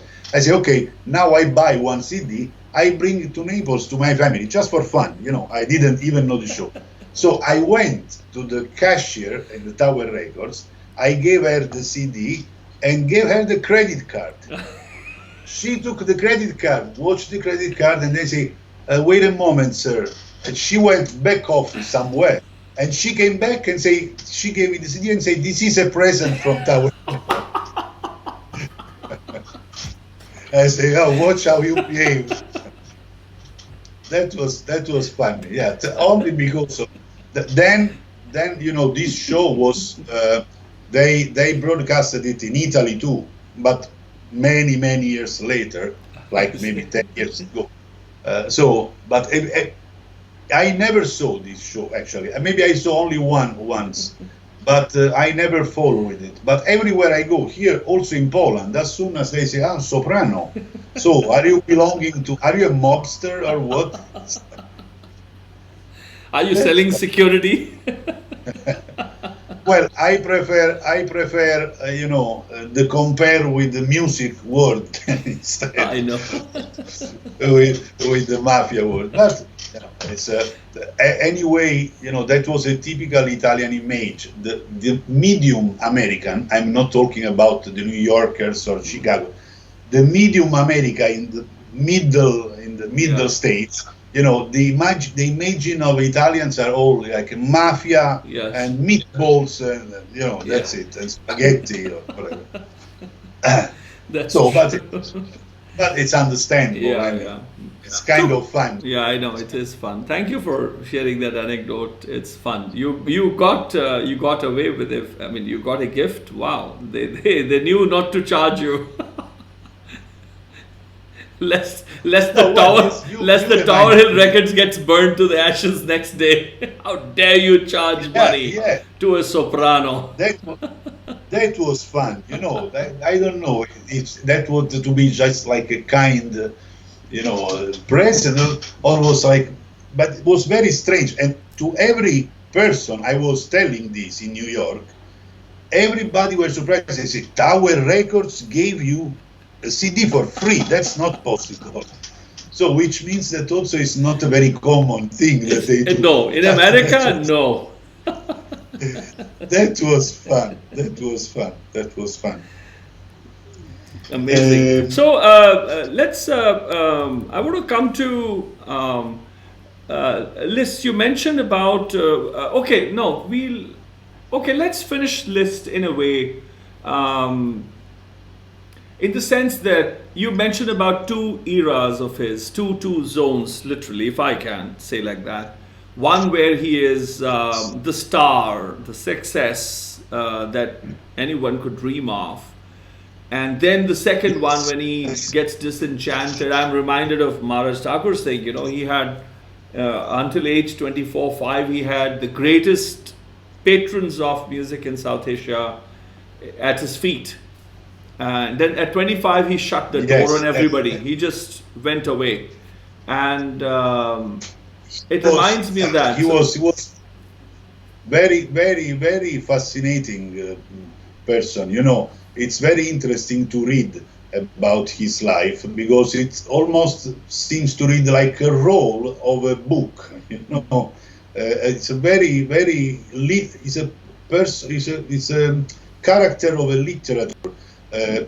The late years, then he left some, you know, work, orchestral work, or one of the latest, like these Via Crucis for choir and piano and some small ensemble, which are totally different. I mean, he was very famous to writing pieces full of notes.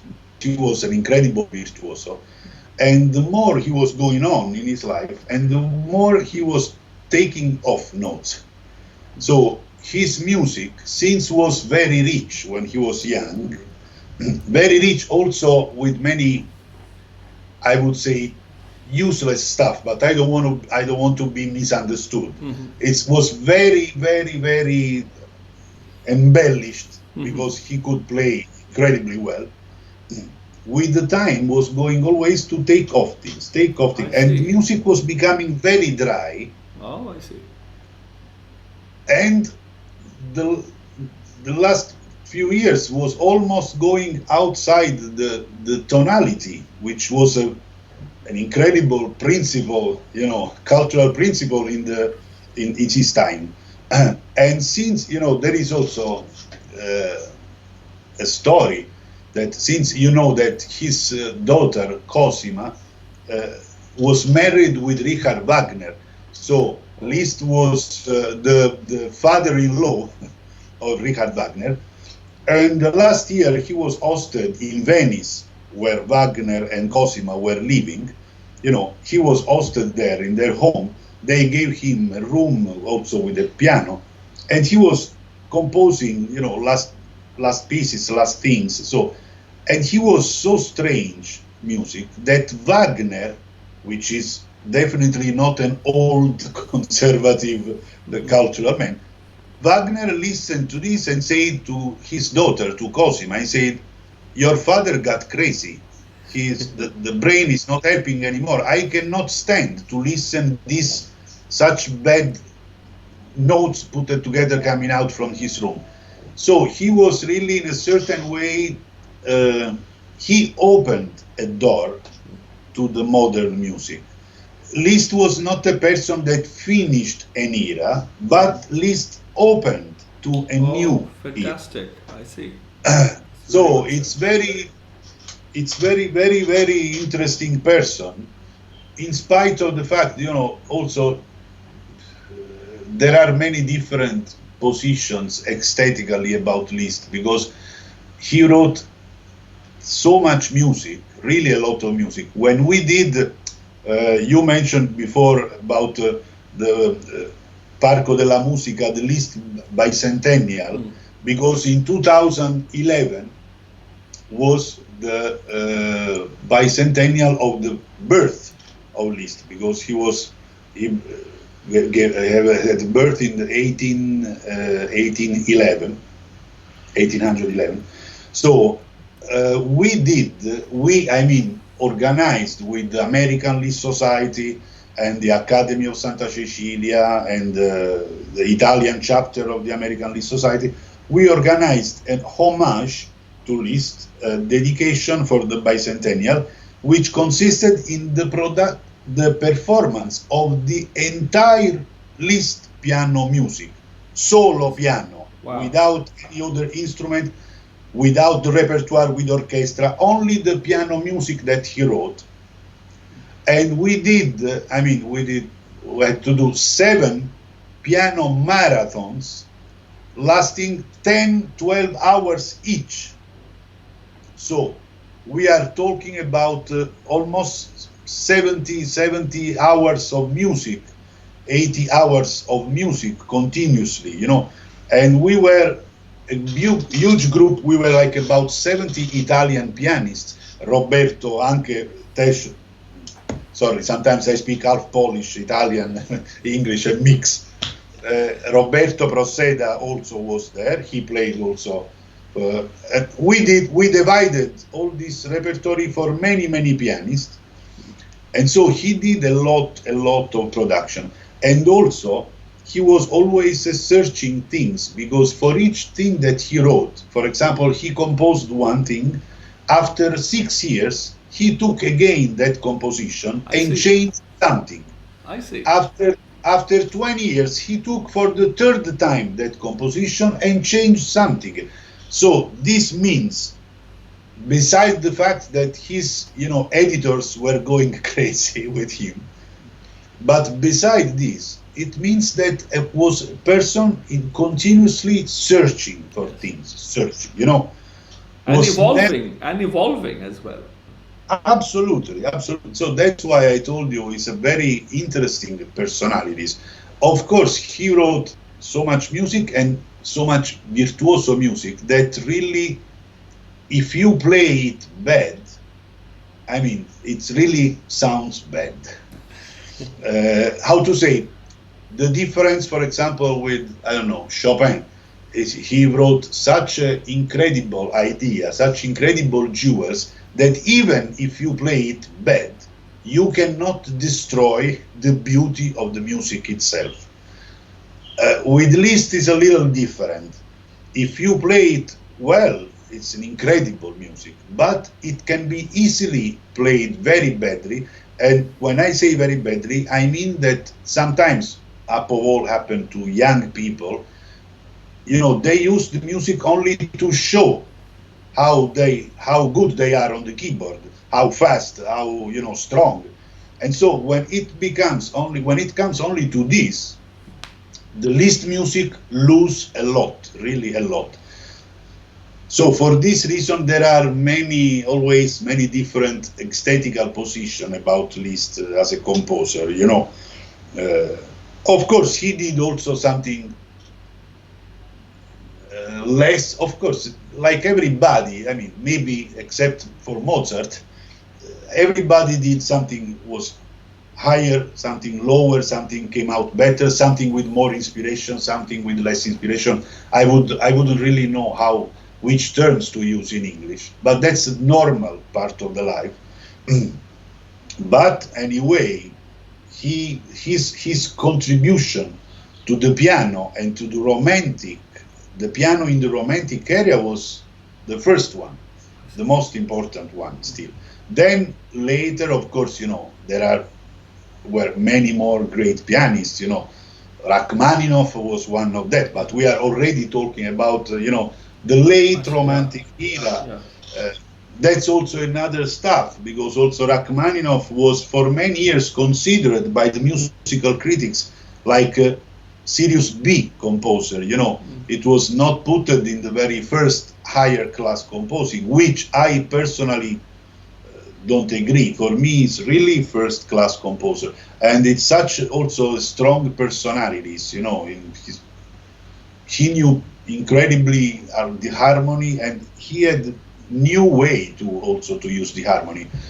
Well, we should listen to some orchestral works or some symphony or some opera. It comes out really incredible musician. But lately, it's starting to be accepted in the first level composers from the world society. But I remember that until I was like 20s, 25, still many musical or musicologists, they considered like, not really at the first place, because he was like coming from this decadence of the romanticism, well, many things. But anyway, both Liszt and Rachmaninoff gave an incredible contribute to the piano, because they were incredible pianists. First, they were incredible. Yeah, can we, sorry to interrupt you, but can we have an example of what is a virtuoso piece, like a piece which really allows the pianist to flourish and also tests a player, to challenges or invites to climb the peak, in a way. Can you show us something that, if something comes to your mind from Liszt, what would be, what do you call as the virtuoso kind of a piece? And then we have illustrations of others as well. Yes, basically when I say about the virtuosity, basically on the piano we speak about, the speed, the quantity of notes that the pianist has to play in same time. No, for example, I don't know what can come to mind. This.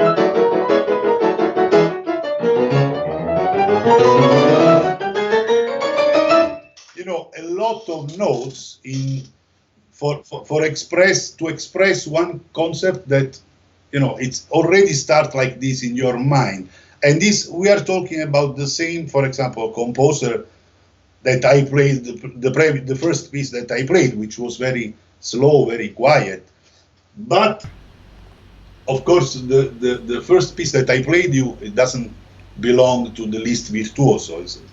The Liszt virtuoso is, for example, this one that I just played a little bit, which is the Mephisto Balcer. A Balcer dedicated to the figure of the devil. So you can listen the presence of the devil. Well, it's inspired to a story from the Faust by Leno. So it's a precise story, and it's a music that tries to describe a story. Because one of the many things of Liszt, that his music always describe something. He composed, for example, an entire series of composition called Années de pèlerinage, in Francais, years of traveling. He was traveling all over and was writing things depending from where it was. So he went, for example, to Tivoli next to Rome. he went to Villa d'Este, which is an old villa gardens in Tivoli, and he wrote he saw the famous wall with 100 fountains there are in Villa d'Este, and he wrote a piece called Giochi d'acqua in Villa d'Este, where the music imitates, the sounds of the water that flow. Or he saw, I don't know, a wedding, and he wrote a piece called Sposalizio, which is wedding. And so he was always very inspired by the things that surrounded him, and was trying to describe in music the things, which, for example, Chopin is not. Music is Chopin doesn't describe anything. It's pure music. That's it. But in the Liszt, you have this description about the feelings, about the woman, about the man, about the devil, about God. So and in his life, actually, in his personality, it was always both presence of devil and God, and that's why also at the end of his life he took the first. He was almost becoming priest. He didn't become priest; he became abbate. So he took the first step of the votes for becoming a priest, and because the sacre was always something that was part of his personalities. In the same way, it was always something of the devil in his personality. And in all his music, you can often listen this, both the presence of the black and white. That's very, very interesting, I'm just, saying things that probably someone who listens to us can get curious and can start listening to this composer, which will discover incredible things about. But and to come to the later part, for example, when you mentioned about that when Wagner could not even stand that, could you share something from that time, the last years or months that he wrote? Something comes to mind? There are most music not for piano, I see. We should listen, as I told you, for example, there is this Via Crucis for choir. You can listen, you can find probably on YouTube. So he did not write anything for piano at the time? Or can you just show something really. From the lines? Few little pieces, but anything, some of the sequences that he was doing at the time, or the musical sequences that he did at the time. I cannot listen you anymore. Oh. Wait. Hello. Wait. Let me call you back again. Okay. Let me dial you again. Yeah. I think there's a signal. It's been sluggish. That's funny. It shows me scene 55 minutes ago. I've just been chatting with him, right? It's as if I've been talking to a ghost. According to Skype.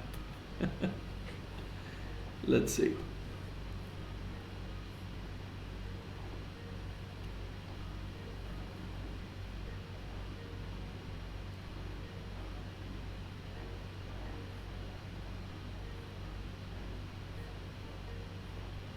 Yeah.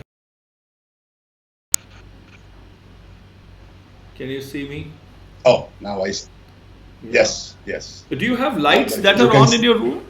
Do you have lights in your room? Can you put the lights on? Wait. Not this one. From the front. No, not this one. Yeah. Wait.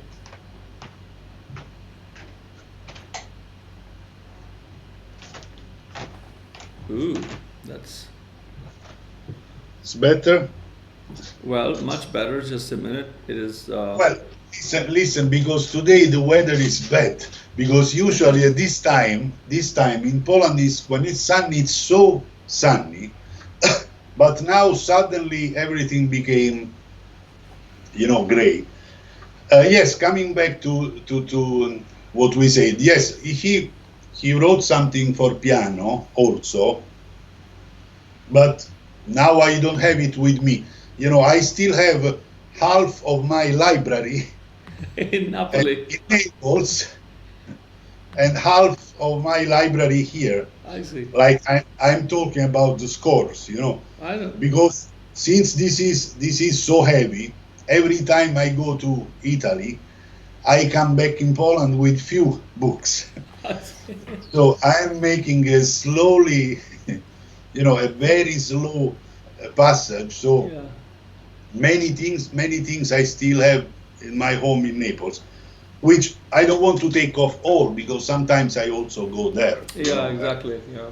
I wanna keep it a little bit, but here I cannot find really. I have to tell you that in Poznań there are not so many music shop. Music, I mean, I see. score shop, library. There is only one, and doesn't have that much. You know, I to see. get to get something, you know, more, you have to go to Warsaw, which is like 3 hours driving I from know. here. That's true. So that's a little problem. And I am not that kind of person that download music from the internet. I don't really like. I don't no, really it's like. not. It's not proper. Yeah, exactly. No, first of all, of course, it's wrong, because you know it's a violation of the copyright. Yeah.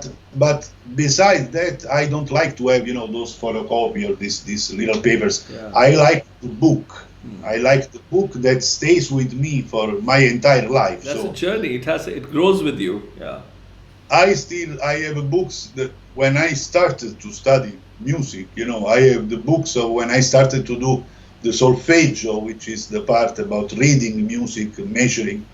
I still have those books at home with the notes of the teacher of that moment, you know.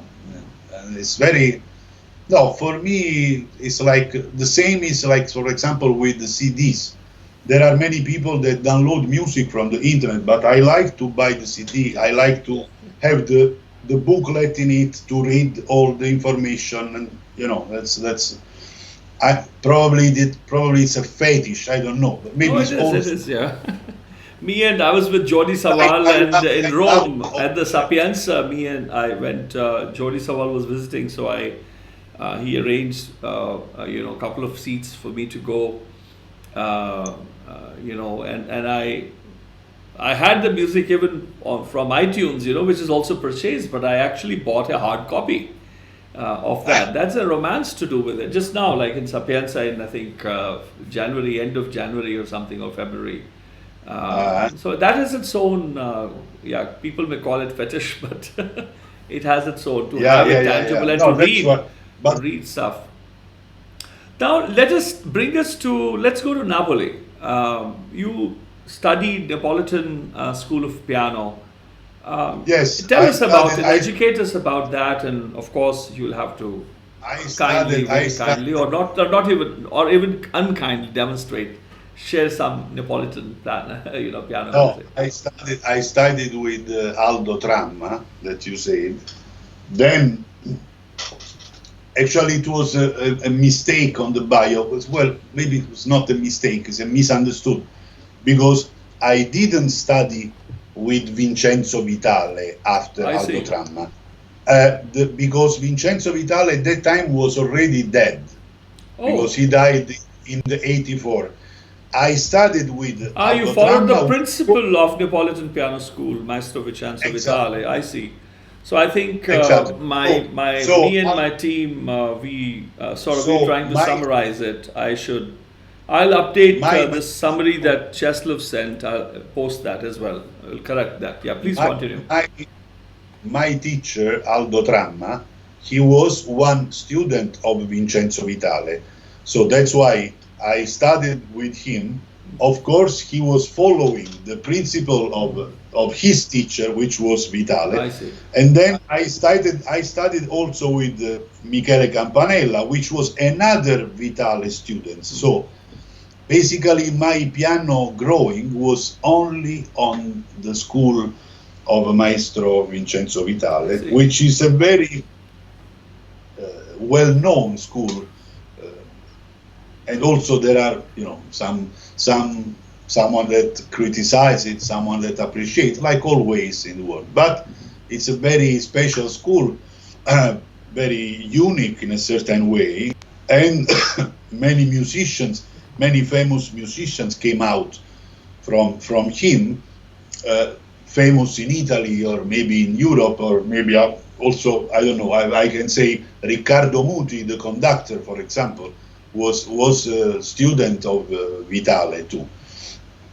So that's why, that's how my piano development was, my pianistic development. Can you show us something from, tell us about the work of Vincenzo Vitale. Well, we can, but it's risky to be boring, because it's basically for the our details, you know. Basically, we can say, I can say that, it can be easily misunderstood. That basically Vitale had an idea of the pianist at the piano, an idea of the way of playing to piano that was making all together with technique and interpretation. Let's say like this, it's very lightweight. So he was convinced that without the right technical approach, it couldn't come out any good music from your interpretation. And so that's why I said it's very detailed thing. It's about a school. He used, for example, the weight of the arm. You know, the basic concept is that you have to play relaxed. You have to be the opposite. You have to do the opposite of the contraction. And relaxing is something very easy to understand, but not so easy to do. You know, I remember when I was teaching, for example, many years ago to some little students, and I was taking their arms like this and say, okay, now I keep your arm like this. When I leave it, you just let it fall down, like you know, your arm is dead. And every time I was leaving the arm, it was not going down. It was going down slowly, which means that, you know, they were, of course, controlling it. I say, no, you have to think like you are sleeping. You know, you have no. So I am just saying, really, Baldeep, I'm saying it for very on the superficial way, because it's also in English. It's difficult. I forgot all my English because I came back from the States in 2005. So now it's 15 years I don't speak English anymore. But so it's based on the relaxing of the arm. And for example, you will never see something like, for example, I don't know, some Russian pianists from Russian school, that they play with, you know, arms like this, doing like this. It's a different school. Now, the point is, I'm not saying that the Vitale school is the right one and another one is right. It's only different. Mm-hmm. But of course, depending from the school where you grew up, you will play in that way. That will be very difficult to play in a different way under the principle of a different school. So basically, it's a school. It's a theory based on the relaxing, on the articulation of the fingers. I mean, many things that instinctively were used also by many other pianists. I don't know. I remember a Rubinstein interview, which was definitely not a Vitale student, but in a Rubinstein interview, he says that he could play for hours and hours because he used the weight of the arm. Of course, in the moment that you use the weight of the arm, you have to be using the fingers in a certain way, because the fingers has to keep the weight of your arm, you know. That's why I told you that can be boring. I mean, it will not be boring only for pianists, but for all other people it's boring to listen to this. But this school is very appreciated in Europe, also in United States lately. I see. So there is an open discussion about the school. That's fantastic. So about the Neapolitan music, as we spoke about Luciano Rondinella and his brother as well, Giacomo and others. Napoli has. Yes, go ahead. No. I say Giacomo. I never played with him. Tell us about Neapolitan music as such. Can you?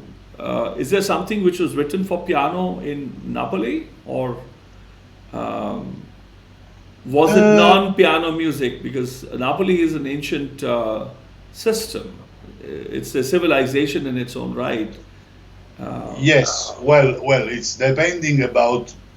I mean, what music we want to take in consideration, because the classic, the traditional music, or what we call the classical music, which are like from the end of the last century. I mean, last century for me, to now, which are basically songs, and basically they were transcribed in many different, for many different things, for guitar, for piano, but basically they are all songs. Right.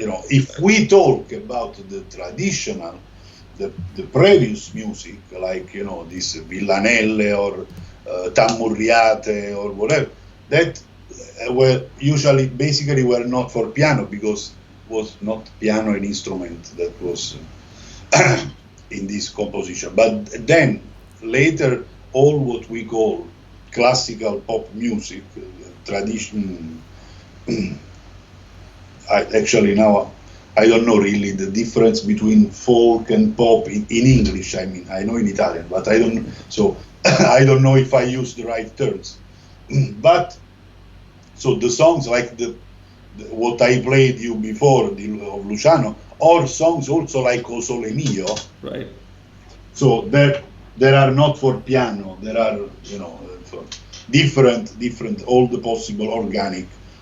They are transcribed in many ways, for guitar, for orchestra, for small band, for a choir. You just adapt it to what you need. For example, when we were with Luciano, we were only with piano and 3 singers. But for example, we did some concert and we had the piano, a guitar, a flute, and 3 singers. So in that case, you just make or you can make yourself an arrangement, or there are many arrangements already done, because really these songs were sang millions of times all over the world, So basically this. So then, as I told you, my only Neapolitan experience, beside my personal pleasure, it was only with the rondinella. So all I read about Neapolitan is that. Now I hope that we can come back and do something together again.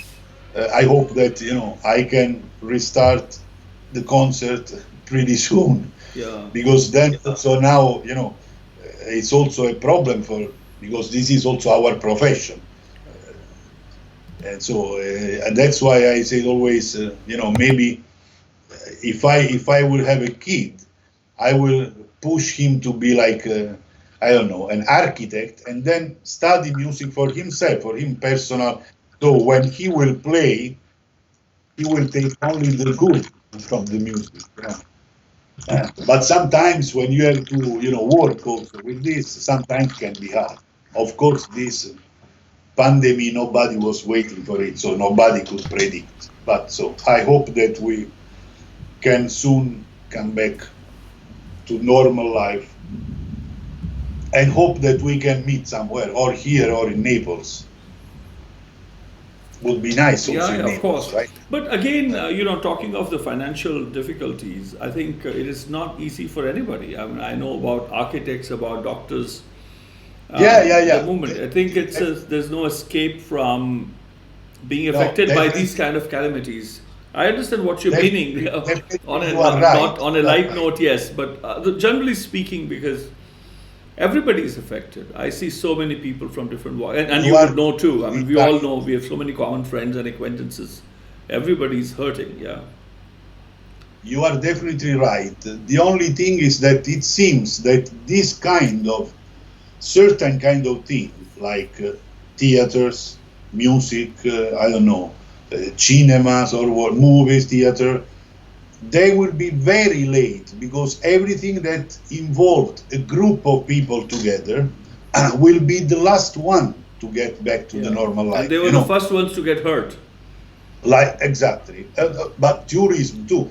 But for example, here I go, I don't know, to the shopping center, and I see that, I don't know, the shoe store, they reopen. They can get in like 5 people per times, but they reopen, the people go. Maybe, of course, they will sell less than before. But I think food industry may be the best one to send our children to.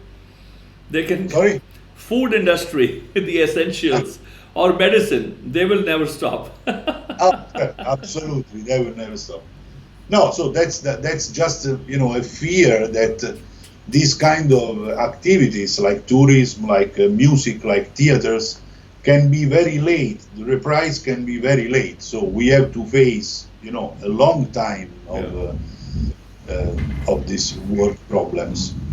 So let us, talking of Rachmaninoff, you were about to say something. I was about to go to Russia to Rachmaninoff. Can you share something, tell us the Rachmaninoff music that he wrote? I mean, he's one of my favorites. And I'm so glad that you mentioned that you hold him very highly. Well, there is a lot to say about Rachmaninoff. I guess we have to plan another meeting and talk about Rachmaninoff with example or with things, because it's... Let's do that. Let's plan that also, yeah. Yeah. Today we can talk about Liszt then. What is your favorite part of his work? I mean, the scores or the kind of the era that he wrote, the different times that he wrote. What interests you more, the romantic, the virtuoso, or the later life? That's a difficult question. Seems easy, but it's not easy. It's difficult because I noticed, like everybody, that also my taste changed with the time. I see. And so that's the same. I remember that every time I was saying that I was a musician, people was asking me, "Oh, what's your favorite composer?"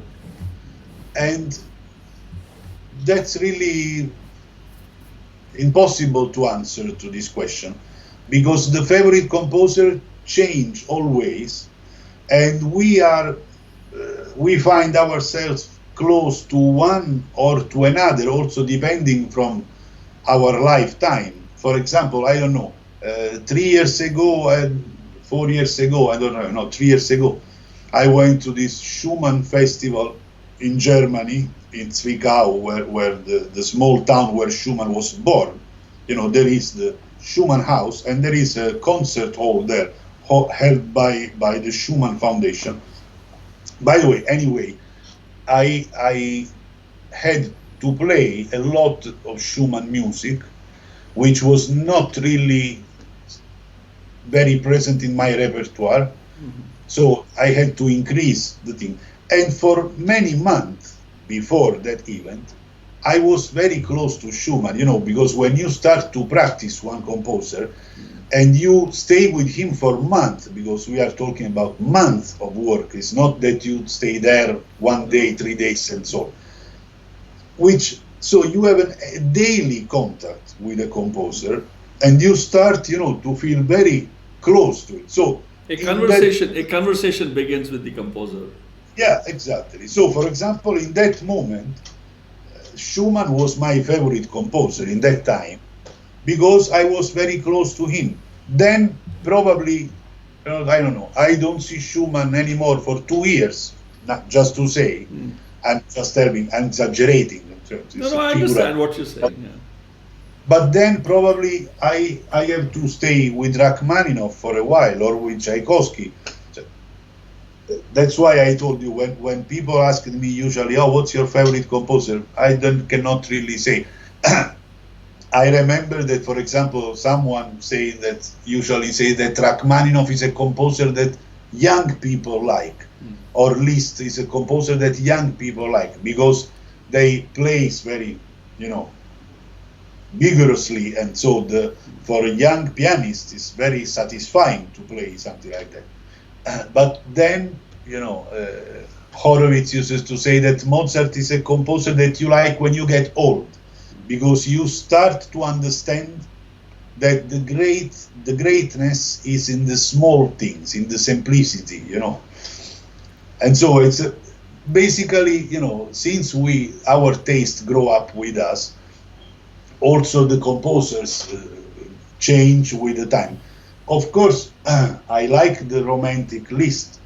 I like his young, age when he was 30. It's incredible stuff for piano. But I like also his late works. But mine is a different, point of view, because mine is the point of view of the technician, of the musician. So I like and I appreciate also for many sides that belongs only to musician. For me, it's much more important to know a normal person, which is the standard audience, what they like. Of course, like for example, the consolation that I played you, the quiet one, what will be to the ear of a person in the audience just the sense of relax, of inner peace, of harmony, of I don't know, some relaxing thing, something that pleasant for you, for your soul. But of course, I am playing it, so I appreciate also the little harmonic things, something he used instead of something else. So that's just to say that the eyes, the point of view of in Italian we say of the addetto ai lavori, so the person that works in that field, that our point of view is different from a normal point of view, which is usually the audience that comes to the concert, Of course, if I speak with someone that came to my concert and then after say, oh, I liked it, you make me move so much, I was really emotional. You played very well because you emotioned me. That's fine for me. Of course, if one of my colleagues come and say, oh, you played very well because you emotioned me, that's not enough for me. From a colleague, I want to know what he think, why I played well. So just to say that what we feel, what we think is not the same that normal public think or feel. So I think that all we do must be always finalized to the public. So that's why I say when the public if you come out from one of my concerts and you feel yourself richer, then I accomplished my job. I am the happiest person in the world, It's a complicated discussion, complicated conversation. For me in English I realize now that it's very difficult, Never had an English interview since many years, so that's really now. There's some wonderful things that you shared. In spite of the language barrier that we both have, both using English. I'm not a very good English speaker either. My vocabulary is very limited. Even if I may seem comfortable speaking it, I'm not.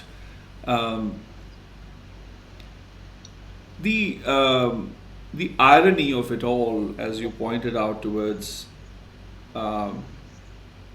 virtuoso, how a young protagonist would want to wrestle with some of the most complex material or compositions written on the keyboard, for example, in the case of piano, that is. It's human tendency, it's our tendency. When we see something spectacular, we say, wow, that's a miracle. What a miraculous feat. That's extraordinary. Wow. That's the term extraordinary. So everything has to be extraordinary to that we gape, we somehow, whoa, with big eyes and with an open mouth and in awe and so on and so forth. But it takes years and years and years of experience. If a life has come with all its bounty, from joys to the sorrows, from happiness to sadness, success to failures, to touching the ceiling to falling on the floor and crashing. Once you've undergone that, and then you open your eyes, when years have gone by, decades have gone by, and then you say, oh, wow, even simplicity or ordinariness is miraculous too. Yeah. Right? Yeah. So it's a matter of, it is a journey matter. Unless you have traveled, you wouldn't know what music is. It's just a commodity. Otherwise, it's mere entertainment, and that too a very subjective entertainment. It's so, if you're very titillative by nature, very naughty by nature, you'll say, I only like this.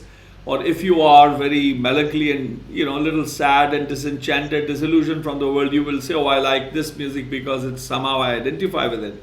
But when I ask you, for example, what is your favorite, if at all, is again a language problem.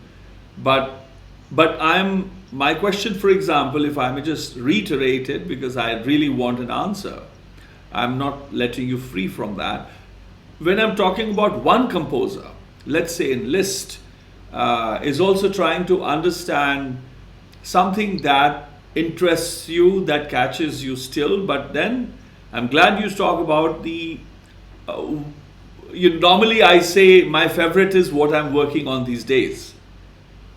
That is one way of saying it, but that you're saying to someone who, with whom you cannot really have a longer conversation about it, right? They may not be, unless the question is different. So if let's say I'm aware that you've played, different people, you've looked at, of course, you're through a conservatory, you've known everybody, Bach's to Mozart's to Beethoven's and others, you know their music. But when we are talking about Liszt, my interest would be when you've seen the entire gamut, notwithstanding what you're working on today, which is in relationship to a project that is coming up or a contract that one has gotten into, that, okay, 6 months or 3 months down the lane, I am going to be playing this either for a recording or for a major concert. That's different. That's besides. For me, I'm trying to find some assistance from your capable eyes in your understanding of how would you, as a maestro who has seen plenty, who's tasted a lot of music, would look at Liszt, for example, when we are talking about him, because of your association with his work. How and what interests, because I cannot go and study the whole entire work or body of work that Liszt has left behind. So I, as a maestro from another idiom, I can only rely on assistance. I can only take recourse. I can only seek refuge in your understanding, trusting you that you would not give me a superficial answer, not that you're giving, not to be misunderstood, but I'm saying figure of speech, because I trust you and your scholarship. So I'm taking help in this case when I'm looking at the, otherwise, it's very intimate what you said, that, well, like some days in my case would be, I would be singing Sri Rag, and I'll go on for a month, like day, night, notwithstanding that is reserved for the dusk time when the sun is just about to set on the horizon. No, for me the sun is there fixated, it's a frozen picture, and I'm singing Anād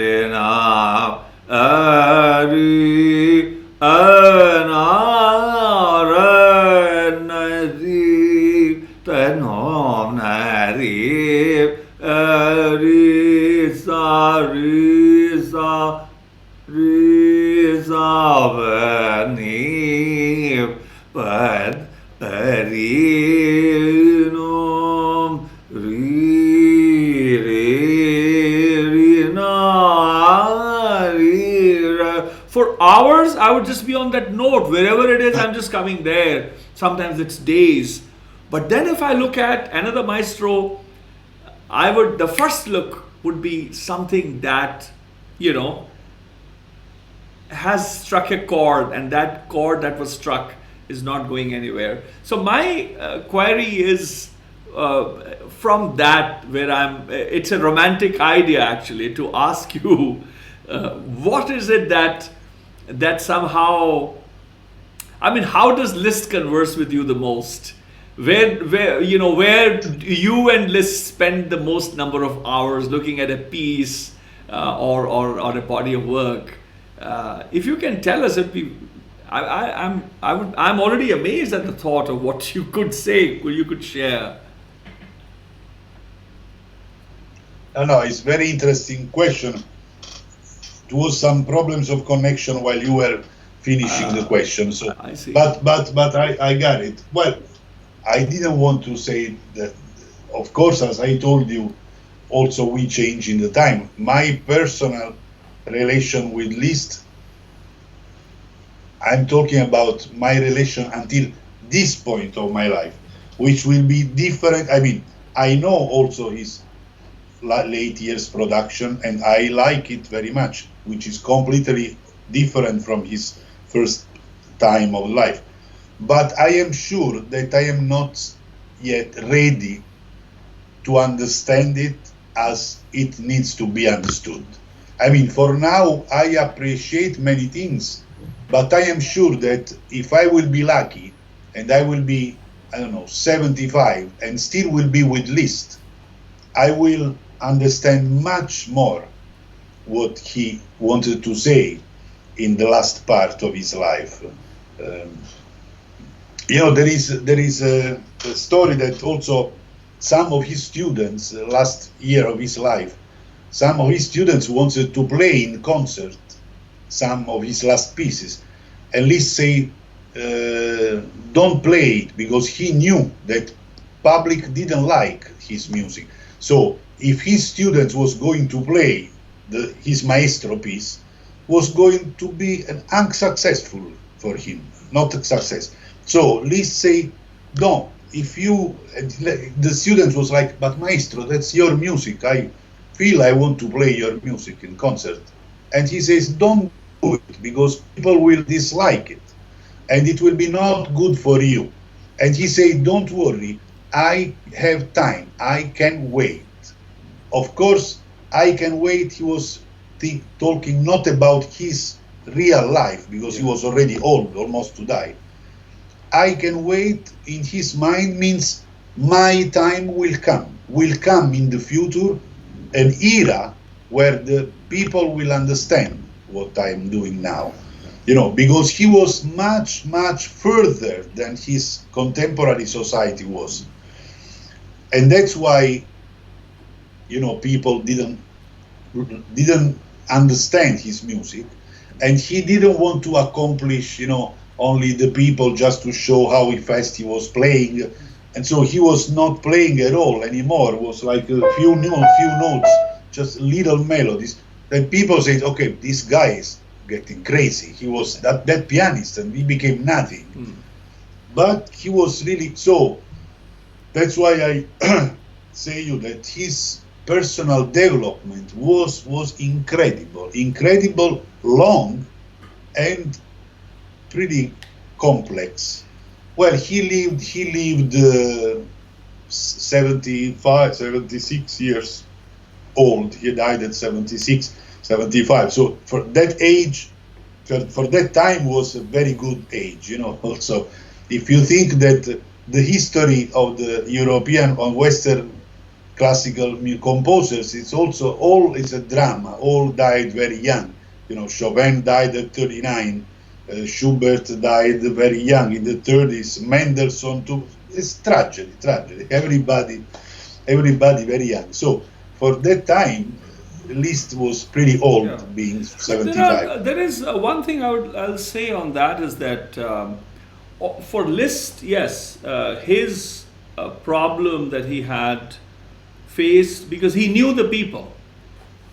He understood the mentality that was prevalent, the people who were there, and he knew that these people are going to pass. Perhaps unknowingly, he knew that once his entire body of work is seen from beginning till end objectively and not subjectively, not holding biases and favorites, that the finest response was yet to come or would come eventually, that people will respond, that he had left behind. I'm seeing in him an evaluator, a master evaluator. I seen him something that the story from the mystical or the stream of knowledge has brought to me, for example, is that a prince was very contemporary. He was naughty, women all around, at will. Money was not a problem. The king, his father, was one of the wealthiest in the world. He had a massive name. He was an outstanding warrior. He could kill anybody, nobody would. And nobody could brawl. So everybody, if he would venture out, nobody would want to come in front of him. Because for any reason, he could just get up and just behead somebody and make a spectacle out of it and shout and show how strong and invincible he was. And he was itching to become the king. But his father, the king, was a very wise man. He sent him to a master and he wouldn't want to go. Then he was given an order that he has to go. So he had to go, and he went, he says that go and get a certificate from him that you are worthy. So he went and he demanded from the master. He says, okay, here is a piece of paper, this letter. Why don't you sign and I'll go back? I can't stay here long. I don't know why my father, I think my father has gone bonkers. He's now too old. He has no sense. There's no time for this. I don't have time for this. And he says that I just say that I'm knowledgeable. I have seen all. I'm very knowledgeable. I'm telling you that I'm very knowledgeable. I know what you're capable of.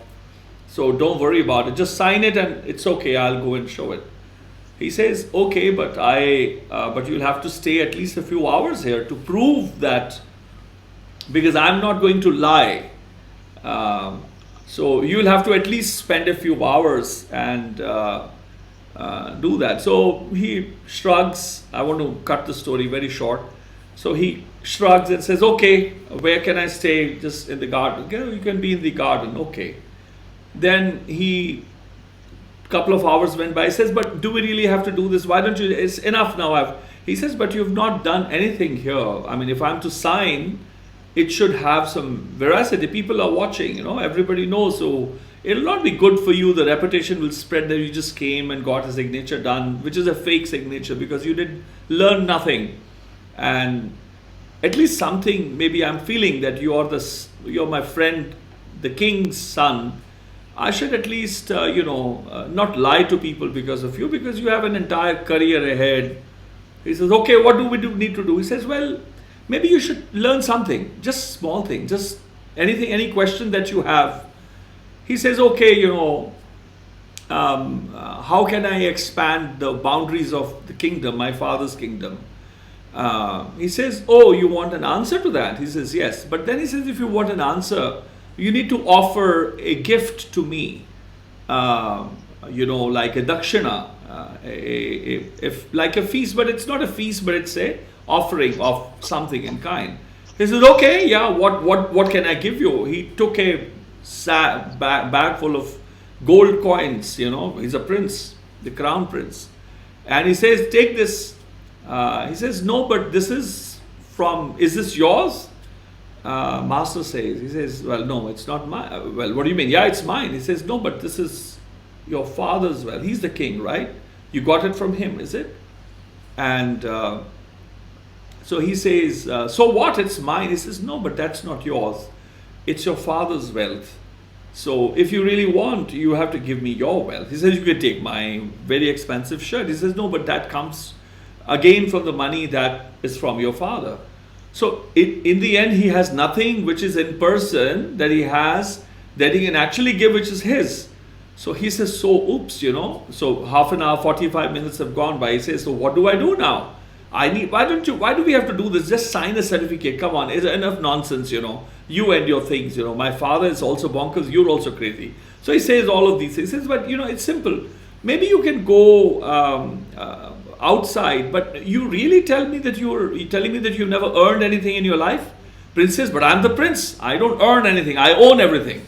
He says, no, but it doesn't work like this in learning. You have to actually offer that which belongs to you. So maybe you can go out and do something, maybe push somebody's cart and say that I want to work or somebody, something, just ask somebody can give you some work for 5-10 minutes.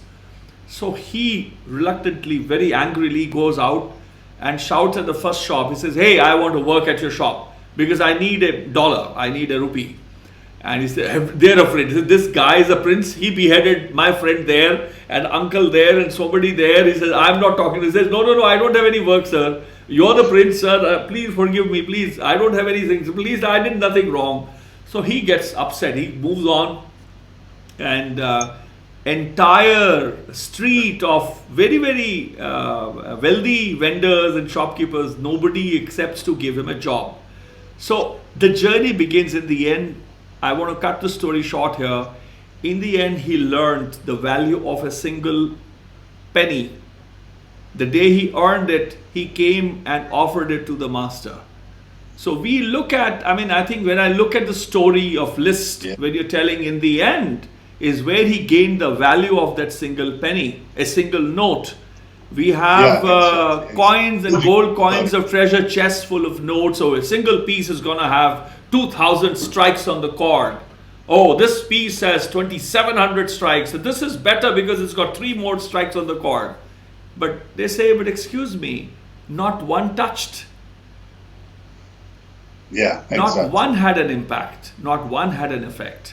So I think, but to end my narration, and before I come to you for your response, I think that when we look at the people, we have an advantage of looking at their entire body of work and form an opinion, like it or not like it. We have the freedom to not like or listen to anything. We don't have any more the door of Liszt to knock on his door and say, I hate you because you wrote bad music, or I love you because I love this piece of yours. So I think we have an advantage too and a disadvantage, but advantage to look at all of these grand elders in retrospect, as evaluators, as aestheticians, as jewelers, to look at their body of work. Yeah, definitely it's a beautiful story, and definitely I think it fits very much with what we are trying to say, that can be translated and seen by many points of view, but basically is exactly this. I also think that he learned to give more value to everything, even to the smallest things, which is something that usually happen in the life of the wise people. Usually, the older people understand the value much more than the young one, but it's not because the young one is stupid and the old is wise. It's just because to understand the thing, you have to pass by many cycles of life, all the cycles that will make you not only understand with your brain, but also with your soul. You will start to feel, you will develop inside you, will absorb, otherwise, like for example, will be easy if every parents, for example, say to their kids, they give advices, don't do this, don't do this, if you do this you can have some problem. But many times young kids are... There's something wrong on my side as well, I think. Must be the weather. The streaming had stopped. Yes, continue. Okay. No. It's that what we were saying. I mean, there are something that you have to live on your own skin as experience before you can understand it. Otherwise it will be very easy that some parents give you advices and you will never make mistakes in your life because someone else more experienced of yourself will give you how to do and you do. That it doesn't work like this. It works that for something this maybe can be, but there are many other personal experience, human experience, psychological experience that are all things that put together your human being, what you are. So there are many things that you have to live on your own skin in order to appreciate it, the real value of one thing.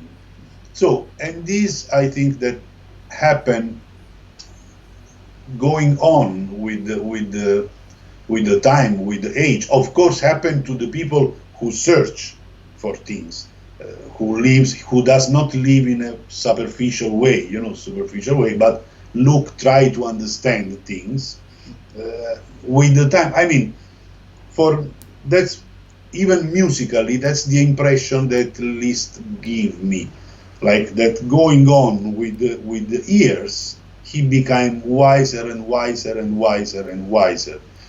Exactly the contrary of what his contemporary society thought. They thought that he was going dementia, because he was old. Yeah. But he took off from. He didn't look anymore for the easy success. Was not interested in this anymore. So that's why I told you. I find on myself. I find that it's a very incredible character in the history, not only in music, but as a person, as a character, as a story. Is very fascinating. Maybe sometimes I have to. Well, I didn't know we were ending up speaking so much about Liszt, but I have to provide some book, something that so I can read you something interesting. Yeah. But I need to. I want to say something here. It reminds me that perhaps we'll come to what we had thought about, what you would also share with us, and we'll end the Liszt's conversation here. But I want to share something, taking advantage of the story of Liszt. That perhaps he is. And this is not a question, I'm sharing my thought on that, my extract from the entire conversation. I see that he is perhaps going beyond the idea of the way music is used or even abused for mere performance or entertainment. He had, it is like, for him, the music was perhaps what he had tasted, savored, and it went in, and he was affected by it. That he began to perhaps seeing the mundaneness, the futility of the life that is in and out of performative space. When it becomes part of your own journey, that is when a person basically withdraws from that performative space. Because to be a performer is someone who can pick up a piece and polish it for a few days and likes the look of it and then says, okay, now have a look, right? That's to be a performer. But a person who's become a thinker and a discoverer and a person who's looking for something else begins to think differently. The idea of music or musical expression becomes different. The poetic expression becomes different. Or even expression itself becomes a total different paradigm. Why? Even to speak. Those people also are speaking less and little. Their contacts with people, with the world also become quieter or less and less. And I think I see I've seen, for example, musicians who are doing a lot of concerts, music in the concert circle. The scholarship is not there always. There is musicianship, there is virtuosity, there is a lot of muscle, a lot of but there is brashness, there is ego. Yeah. And I was stunned by what Professor S.K. Saxena, he demanded that I play the pahavij, the classical drums which I had the fortune of reviving from extinction, with one of my teachers, Ustad Faimuddin Khan of the Dagurwani, and I practiced under him. I did not study literally to sing his compositional structure style. I have thousands of compositions, as we discussed, that me and him would discuss that. There's a lot of, I don't have time really to now gain more and more because there's already so much body of work. I wouldn't be able to do justice. The moment I played, but I was playing simply the tradition from the etiquette that I had learned from the Golden Temple tradition or the Amritsari Baj, the oldest school of percussion in South Asia that survives. He came up and the first thing he said was, oh wow, until now I had seen the moment percussion would begin, ego being added to a performance. But for the first time, I've seen dignity being added to a performance. Now, he's an aesthetician, he's a philosopher, and he wrote about it eventually. The idea like that, I think people like Lizst, the way you have introduced his entire journey from when he was a master and a maestro and a virtuoso on the circuit, very successful, then he gets disenchanted and he's looking for something more. Maybe he's going inwards and so on and so forth. He's touching a note and spending days on it, etc. So this is how I see, and I take lessons from that. I think I am somehow connecting more with Lizst, and I look forward to looking at his work that you will share with me, hopefully, in the near future, and look for other avenues that are available to me to look at his work. But thank you so much for sharing that. Yes, actually, we will have, maybe we can once organize a meeting on these topics, with more. We can continue on that, yeah. Yeah, to continue on that, because this is, when you, for example, when you listen something from the early Rachmaninoff or early Chopin, young Chopin, and the old Chopin is only the perfection of the young one. I mean, it's growing up, but it's a logical consequence of what he was in when he was a teenager. Rachmaninoff the same, and most of the composers are the same. Lizst, something comes out from the logic. What he wrote the last year of his life doesn't seem to belong doesn't seem only on a superficial view, because then you will understand after a while, after thinking about it, that he got to that part, to that simplicity, only because he was coming from that life. Without the previous life, he wouldn't become what he became in his last years. As little difficult concept. But of course, since he had a longer life, Chopin, the entire life was 39 years. Considering that he started writing something when he was like after 10 years, 14 years or something like this. So basically, he had 25 years, the entire cycle of life. And so, what you listen from Chopin when he was 16, and you listen from Chopin when he was 35, the 35 years one is the logical consequence and perfectionism of what he was at 15.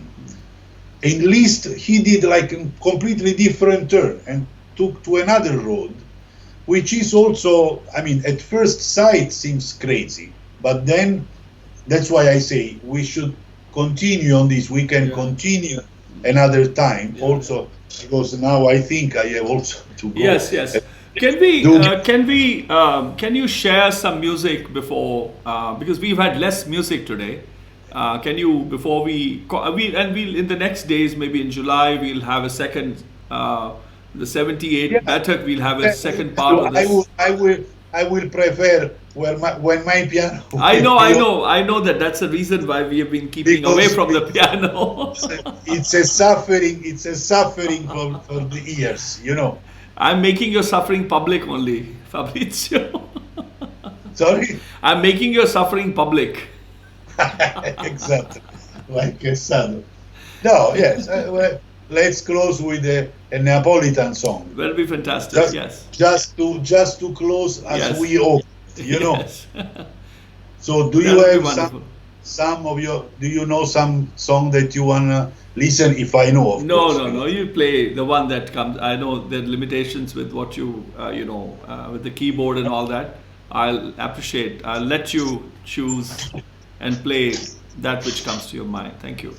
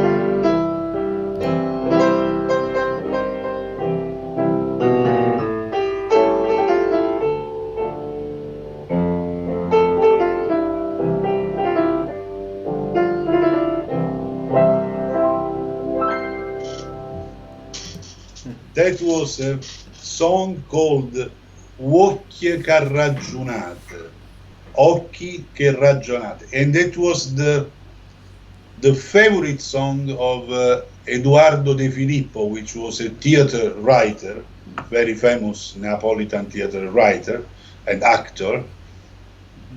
Is a beginning from the last century, but it's very famous song. So it just reminded me about the rondinellas. So we did a circle. We started from this. Yeah, we did many other different roads.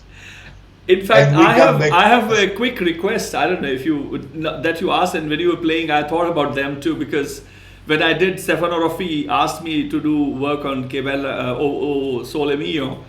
So whom did I ask? I found the notation from checked with Czesla when we found the notation, and then I called Francesca. She sent me the audio of the pronunciation. She gave me the translation. So maybe we can end with a little shout out to Francesca and a prayer for Luciano as well.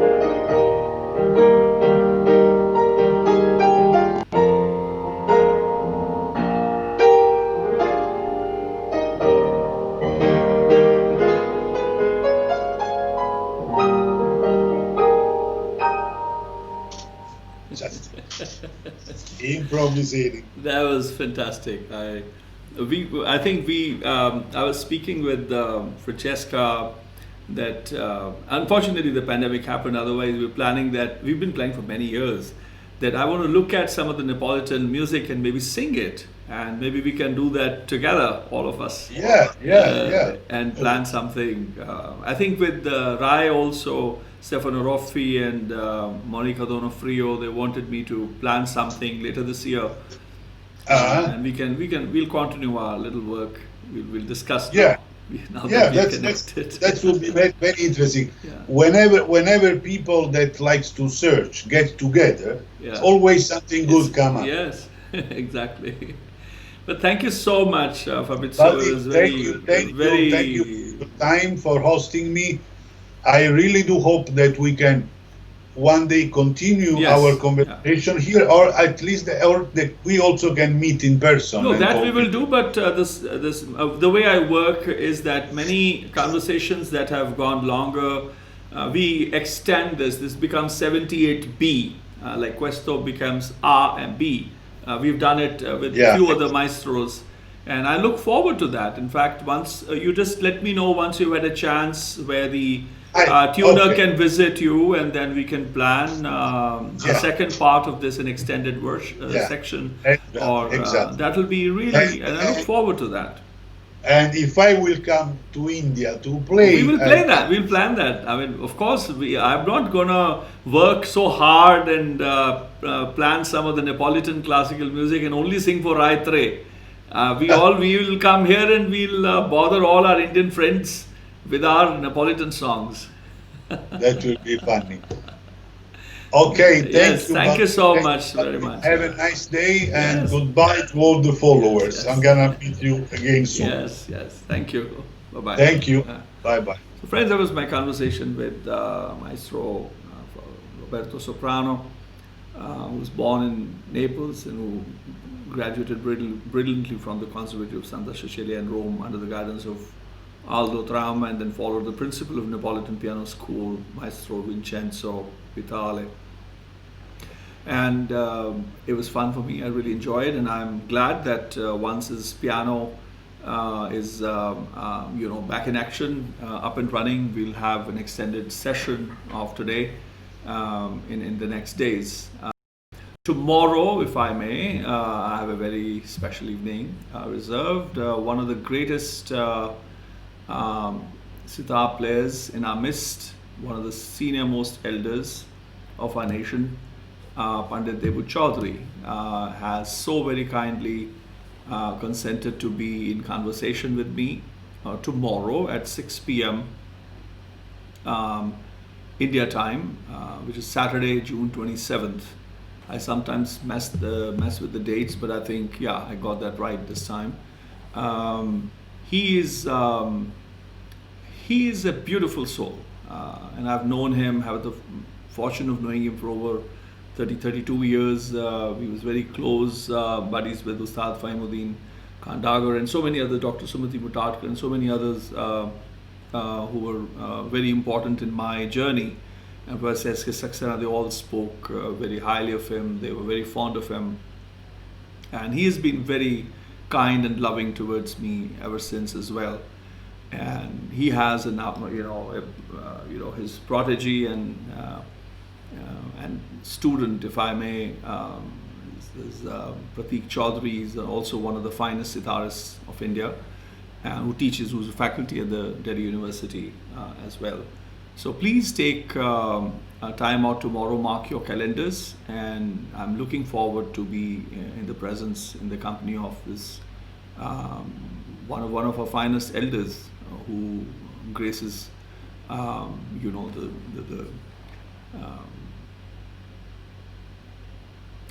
who's very, very kind. He graces our culture, if I may. We're blessed to have him still in our midst. Padma Bhushan awardee Pandit Debu Chaudhary. ਦੋਸਤੋ ਮੈਨੂੰ ਆਸ ਹੈ ਤੁਹਾਨੂੰ ਅੱਜ ਦੀ ਮੇਰੀ ਮੁਲਾਕਾਤ ਜਿਹੜੀ ਹੈਗੀ ਹੈ ਭਲੀ ਲੱਗੀ ਹੋਏਗੀ। ਫੈਬਰੀਜ਼ੀਓ ਸੋਪਰਾਨੋ ਜੋ ਕਿ ਬਹੁਤ ਹੀ ਵੱਡੇ ਪਿਆਨਿਸਟ ਹਨ ਕਿ ਦੁਨੀਆ ਦੇ, ਉਹਨਾਂ ਦਾ ਜਿਹੜਾ ਕੰਮ ਹੈ ਉਹ जिन्ना मैं कहा वो लंबी गाथा होंदी है, पर वो जिहड़ी दुनिया की वड्डी कॉन्सरवेटरी है जिथों चिचिलिया बारतोली वर्गे होर वड्डे वड्डे फनकार रोम की जिहड़ी संता चिचिलिया कॉन्सरवेटरी हैगी है उत्थों वो पढ़े हुए ने।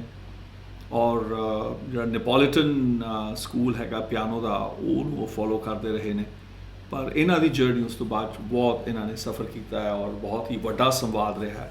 तो अज बड़ियां गल्लां होईयां ते मैनूं आस है तुसीं उन्हां दियां गल्लां तो उन्हां दे दृष्टिकोण तो उन्हां दे ख्यालां तो तुसीं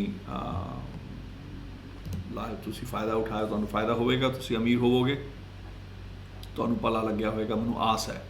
कल की जिहड़ी मुलाकात है आप जी काइंडली नोट कर लेना। वतन के साडे वड्डे सितार वादक साड़ी खुशनसीबी है कि साडे दरम्यान हन के इस वे 85 वरियां की उन्होंने अवस्था हो चुकी है और उन्होंने बड़ी अपनी नवाजिश की, बड़ा प्यार करते रहे ने, मैनू बड़े क्लोज सन। कई वड्डे विद्वान जिन्हों के नाल मेरा संवाद रहा है, प्रोफेसर एस के सक्सेना, डॉक्टर सुमति मुटाटकर जो दिल्ली यूनिवर्सिटी भी रहे, और उस्ताद फहीमुद्दीन खां डागरवाणी वाले, ये बहुत इन्हों का प्यार सी। और उन्होंने कोलों मैं इन्हों बारे बहुत सुनता रहा, इन्हों के उस्ताद होने बारे बहुत गुण चर्चा मैं सुनी है। सो मैं अपने आप को खुशनसीब समझदा कि कल 6 बजे पद्म भूषण अवार्डी पंडित देबू चौधरी होना दे नाल मुलाकात मेरी होएगी। तुसी काइंडली समा नोट कर लेना। 6 बजे का शामी शनिचरवार जून 27 2020 कितने अगले साल का नोट कर लियो, कल की ही गल कर रहा मैं। सो ये साडे वतन की वड्डी हस्ती हनगे और मैनू आस है तुसी कल जी मेरे नाल जो हम वार्तक होणगे तो तुसी भी नाल जुड़ोगे, हुआ के तो कुछ सिखोगे, उन्होंने कोलों कुछ प्रेरणा हासिल करोगे कि वो इस वेले स्वर नूं किवें देखते हैं, उन्होंने लिए राग की है, उन्होंने किहड़े विद्वानां दे नाल संगत की, उन्होंने तो सिक्ख्या, उन्होंने तो समझिया, उन्होंने अपने उस्ताद जिहड़े उन्होंने जीवन च बहुत वड्डा जिन्हां दा स्थान है, उन्होंने नाल आपां गलबात करांगे, उन्होंने तो कुछ समझांगे, उन्होंने तो कुछ सुनांगे। तो कल तक लिए तो उतों इजाज़त लेना। Have a wonderful evening, a very good night to all of you here, and I'll see you tomorrow morning, tomorrow evening rather. What is happening? Oh, actually मैं morning तां कह रहा कि देशराज लचकानी, मैं तुहानूं वो भी खैर पोस्टर दिखा देना। हस मजे की गल तुहानूं मैं दस दियां कि मैं तुहानूं लगदा कि मैं खड़ा हो जाना आराम नाल। तुहानूं पता है आ देखो आ जे पोस्टर जिहड़ा मैं तैयार कीता है कितनी मेहनत करके। तुसीं सोचदे हो कि मैं उही बह जाना कैमरा जिहा खोल के। ये तस्वीर हैगी आ गुरु गौरव जो मैं किया सीगा क्यूरेट बिहार सरकार लई। ये श्री कृष्णा मैमोरीयल ऑडिटोरीयम की तस्वीर है। देशराज लचकानी टाडी खब्बे हत्थ, उन्हों का पोता अरमान अली सज्जे हत्थ। ये जिहड़े अरमान अली ने इन्ने खराब ने, ये जान के बाहर गए मोटरसाइकिल ते 4 भुंडां नाल इन्हां ने अपनियां जिन्हों कहिए वड़वा लिया अपना चेहरा। तो कल सवेरे 12:30 बजे असीं शुरू करना सी। देख लो आज मेरी कम किया हुआ 3-4 दिनों की मेहनत, वार्ता की करना है किन्ने बजे वगैरह वगैरह। 12:30 तो 5:30 बजे तक असीं इन्हां नाल कल पूरा असीं हीर का एक किस्सा सुनना सी पूरा। देख लो तो ये भुंडा ने अरमान अली नूं इहो जिहा खाधा जे कि वह फोन आया, अज पहला फोन सी, सारा मैनू रद्द करना पिया प्रोग्राम। मैं तां मेरी जुबान चढ़िया हुआ सी कि विल मीट टुमोरो मॉर्निंग, क्योंकि मैं सवेरे उठना पैना सी, मैनू काली काली। तो अज भी मैं सवेरे 10 बजे सुत्ता तो उठिया 1 बजे हाँ, मसां उठिया। मतलब जद तक मैं अलार्म नूं 2-4 गालां गुलां कढ़ियां कि बई तू क्यों मैनू जगाउणा है, पर मैनू 1:15 बजे मैनू तो पहला मैनू होश आके पहला फोन देखा अरमान अली का। मैं कहा कि बई की हाल है, तेनों कहा सी 2:30 बजे तो बाद कहता ही कि जी गुरु जी कल मेरा जी मुश्किल लग रहा, कहते मैं तो भुंडा खा गई 4, मेरा मूँह बनया फुटबॉल। तो ये हाल है। तो मेरी देखो कितनी मेहनत की हुई और कल का हुण प्रोग्राम स्थगित करना पिया। तो मेरे उस जुबानों निकल गया कि सवेरे मिलांगे, that will see you in the morning. So I am not going to be meeting in the morning, I will meet you all tomorrow evening. वैसे भुंडा के उत्ते ना मैनू कविता भी मैं एक बार लिखी सी, वो जिन्हों कहिए ਕਿਰਨ ਬਾਵਾ ਮੇਰੇ ਬੜੇ ਅਜ਼ੀਜ਼ ਨੇ ਕਪੂਰਥਲੇ ਤੋਂ, ਉਹ ਉਹਨਾਂ ਦੇ ਨਾਲ ਨਾ ਗੱਪਸ਼ਪ ਉਹਨਾਂ ਦੇ ਘਰ ਰੁਕਿਆ ਹੋਇਆ ਸਾਂ ਮੈਂ, ਅਤੇ ਉਹ ਉਦੋਂ ਮੇਰੀ ਥੋੜ੍ਹੀ ਬਹੁਤੀ ਯਾਰੀ ਸੀ ਉਦੋਂ ਹਲੇ, ਜਿਹਨੂੰ ਕਹੀਏ ਉੱਥੇ ਦੇ ਜਿਹੜੇ ਮੰਤਰੀ ਸਨ ਉਦੋਂ ਐਜੂਕੇਸ਼ਨ ਮੰਤਰੀ ਸਨ ਭੁਪਿੰਦਰਜੀਤ ਕੌਰ, ਅਤੇ ਕਪੂਰਥਲੇ ਕਿਲੇ ਪੈਲੇਸ ਦੇ ਵਿੱਚ ਫੰਕਸ਼ਨ ਹੋਇਆ ਸੀ ਹਾਂਜੀ, ਅਤੇ ਉੱਥੇ ਫਿਰ ਨਾ ਭੁੰਡ ਨੇ ਮਾਰਿਆ ਮੇਰੇ 'ਤੇ ਹਮਲਾ ਕੀਤਾ। ਉਹ ਮੈਂ ਇੱਕ ਕਵਿਤਾ ਵੀ ਲਿਖ ਦਿੱਤੀ ਸੀ, ਉਹ ਪਤਾ ਨਹੀਂ, ਹਾਂ ਦੇਖਦਾ ਮਿਲ ਗਈ ਤੁਹਾਨੂੰ, ਤੁਹਾਡੀ ਕਿਸਮਤ ਚੰਗੀ ਹੈ। ਇਹ ਮੈਂ ਸੁਣਾ ਦਿੰਦਾ ਤੁਹਾਨੂੰ, ਬੜਾ ਮਜ਼ਾ ਆਏਗਾ। ਇਹਦਾ ਸਿਰਲੇਖ ਹੈਗਾ ਸੀ ਮੁੱਛਾਂ ਸਾਂਵਲ ਸੁੱਚੀਆਂ। ਮੁੱਛਾਂ ਸਾਂਵਲ ਸੁੱਚੀਆਂ ਕਿਹੋ ਜਿਹਾ ਨਾਂ ਹੈ? ਤੁਸੀਂ ਹੁਣ ਹੱਸੋਗੇ, ਇਹ ਹਾਸੋ ਨਹੀਂ, ਮੇਰਾ ਪਹਿਲਾ ਅਟੈਂਪਟ ਸੀ ਹਾਸੇ ਕਵਿਤਾ ਸ਼ਾਇਦ ਲਿਖਣ ਦਾ, ਅਤੇ ਤੁਸੀਂ ਜ਼ਿਆਦਾ ਗੁੱਸੇ ਨਾ ਹੋਇਓ ਮੇਰੇ ਨਾਲ, ਮੈਂ ਤੁਹਾਨੂੰ ਵੈਸੇ ਸੁਣਾ ਰਿਹਾ ਮੇਰੀ ਮਜ਼ੇ ਦੀ ਕਵਿਤਾ। ਉਹ ਚੱਲਦੀ ਹੈ ਕਿ ਆਮ ਜ਼ਰਰਾ ਜੀਵਨ ਵਿੱਚ ਮੁੱਛਾਂ ਦਾ ਕੰਮ ਖਾਣ ਪੀਣ ਦੀਆਂ ਚੀਜ਼ਾਂ ਨੂੰ ਬੁੱਲ੍ਹਾਂ ਛੁਹਾਉਣੇ ਤੋਂ ਪਹਿਲਾਂ ਛਾਨਣਾ ਹੁੰਦਾ ਹੈ। ਹੁਣ ਜਿਹੜੇ ਕਵੀ ਨੇ ਆਪਣੇ ਕੰਨ ਕੁੰਨ ਬੰਦ ਕਰ ਲਓ, ਤੁਸੀਂ ਪਤਾ ਹੈ ਕਿ ਮੈਂ ਕਵੀ ਨਹੀਂ ਹੈਗਾ, ਪਰ ਮੈਂ ਫਿਰ ਵੀ ਮੈਂ ਗੁਸਤਾਖੀ ਕਰਦਾ ਹੁੰਦਾ। ਆਮ ਜ਼ਰਰਾ ਜੀਵਨ ਵਿੱਚ ਮੁੱਛਾਂ ਦਾ ਕੰਮ ਖਾਣ ਪੀਣ ਦੀਆਂ ਚੀਜ਼ਾਂ ਨੂੰ ਬੁੱਲ੍ਹਾਂ ਛੁਹਾਉਣੇ ਤੋਂ ਪਹਿਲਾਂ ਛਾਨਣਾ ਹੁੰਦਾ ਹੈ, ਜਾਂ ਫਿਰ ਪੁਰਾਣੇ ਜ਼ਮਾਨੇ 'ਚ ਅੱਜ ਕੱਲ੍ਹ ਦੇ ਮੁਕਾਬਲ ਸੁਡੋਕੂ ਜਾਂ ਸਕ੍ਰੈਬਲ ਖੇਲਣ ਦੀ ਬਜਾਏ ਸੋਚੋ ਫਿਕਰ ਕਰਦਿਆਂ ਜਾਂ ਫਿਰ ਕੋਈ ਸਾਜ਼ਿਸ਼ ਭੋਰਦਿਆਂ, ਜਾਂ ਫਿਰ ਪੁਰਾਣੇ ਜ਼ਮਾਨੇ 'ਚ ਅੱਜ ਕੱਲ੍ਹ ਦੇ ਮੁਕਾਬਲ ਸੁਡੋਕੂ ਜਾਂ ਸਕ੍ਰੈਬਲ ਖੇਲਣ ਦੀ ਬਜਾਏ ਸੋਚੋ ਫਿਕਰ ਕਰਦਿਆਂ ਜਾਂ ਕੋਈ ਸਾਜ਼ਿਸ਼ ਰਚਦਿਆਂ, ਜਾਂ ਫਿਰ ਉਂਝ ਹੀ ਵੇਲੀਆਂ ਭੋਰਦਿਆਂ, ਜਾਂ ਫਿਰ ਕੋਈ ਫੋਕੀ ਮਰਦਾਨਗੀ ਦੇ ਦੀਦਾਰ ਕਰਦਿਆਂ ਕਰਾਉਂਦਿਆਂ ਮੁੱਛਾਂ ਨੂੰ ਵੱਟ ਦੇਣਾ ਹੀ ਹੁੰਦਾ ਸੀ। ਵੈਸੇ ਬਚਪਨ ਦੀਆਂ ਯਾਦਾਂ ਕੁਝ ਕੁ ਸਿਮਰਨੇ ਲੱਗ ਪਈਆਂ ਹਨ। ਵੈਸੇ ਬਚਪਨ ਦੀਆਂ ਯਾਦਾਂ ਕੁਝ ਕੁ ਸਿਮਰਨਾਵਨੇ ਲੱਗ ਪਈਆਂ ਹਨ, ਅਤੇ ਵਾਕਈ ਅਹਿਸਾਸ ਹੁੰਦਾ ਹੈ ਕਿ ਤਰਾਹ ਤਾਂ ਪਿਆਲੇ ਦੇ ਬੁੱਲ੍ਹਾਂ ਨਾਲ ਛੁਹਾਉਣੇ ਤੋਂ ਹੀ ਬੁਝਦੀ ਏ, ਅਤੇ ਹੁਣ ਤਾਂ ਲਿਬੜੀਆਂ ਮੁੱਛਾਂ ਨੂੰ ਜ਼ੁਬਾਨੀ ਸਵਾਰਨੇ ਤੋਂ ਬਚਣ ਖਾਤਰ ਫੂਕਣੀਆਂ ਨੂੰ ਚੂਸਣ ਕੀਰੀਆਂ ਕਰ ਛੱਡਿਆ ਜੇ। ਸਟ੍ਰੋ ਦੀ ਮੈਂ ਗੱਲ ਕੀਤੀ, ਸਟ੍ਰੋ ਨੂੰ ਮੈਂ ਫੂਕਣੀਆਂ ਅਤੇ ਚੂਸਣ ਕਿਰੀਆਂ ਮੈਂ ਨਾਂ ਦਿੱਤਾ ਸੀ ਇਹਦੇ 'ਚ। ਇਹ 2010 ਦੀ ਲਿਖੀ ਹੋਈ ਹੈ, 11 ਨਵੰਬਰ ਦੀ। ਉਹ ਕਹਿੰਦਾ ਹੈ ਕਿ ਵੈਸੇ ਬਚਪਨ ਦੀਆਂ ਯਾਦਾਂ ਕੁਝ ਕੁ ਸਿਮਰਨਾਵਨੇ ਲੱਗ ਪਈਆਂ ਹਨ, ਅਤੇ ਵਾਕਈ ਅਹਿਸਾਸ ਹੁੰਦਾ ਹੈ ਕਿ ਤਰਾਹ ਤਾਂ ਪਿਆਲੇ ਦੇ ਬੁੱਲ੍ਹਾਂ ਨਾਲ ਛੁਹਾਉਣੇ 'ਤੇ ਹੀ ਬੁਝਦੀ ਏ, ਅਤੇ ਹੁਣ ਤਾਂ ਲਿਬੜੀਆਂ ਮੁੱਛਾਂ ਨੂੰ ਜ਼ੁਬਾਨੀ ਸਵਾਰਨੇ ਤੋਂ ਬਚਣ ਖਾਤਰ ਫੂਕਣੀਆਂ ਨੂੰ ਚੂਸਣ ਕਿਰੀਆਂ ਕਰ ਛੱਡਿਆ ਜੇ। ਅਫਸੋਸ ਚੂਸਣ ਕਿਰੀਆਂ ਨਾਲ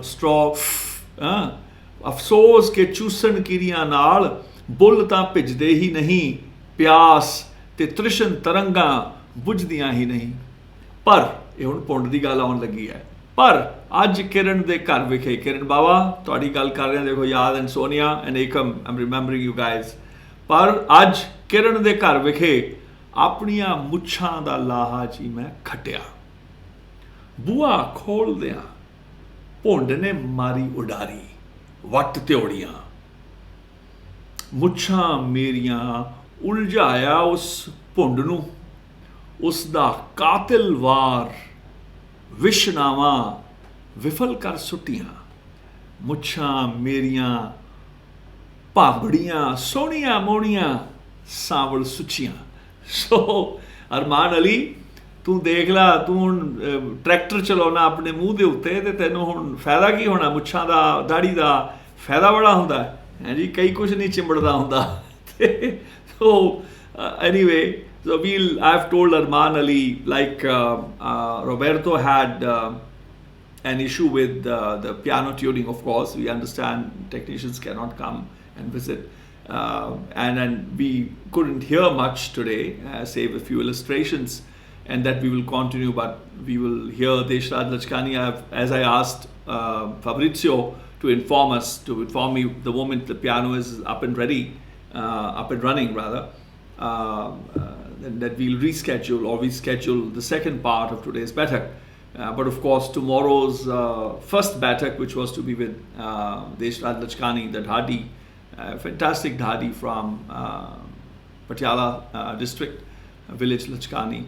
I've asked Arman Ali to inform me once his handsome self is back, and then we will get to hear him play the tud and sing with his grandfather, the Vidwan Dhadi, Deshraj Lachkani. So anyway, I hope you had a good one, and wish you a buon appetito. Have a wonderful evening, and I'll see you tomorrow evening at 6, when I'll be in conversation with Padma Bhushan awardee Pandit Devu Chaudhary. Vaheguru Ji Ka Khalsa, Vaheguru Ji Ki Fateh. Namaskar, Khuda Hafiz, very good night, Sat Kartar.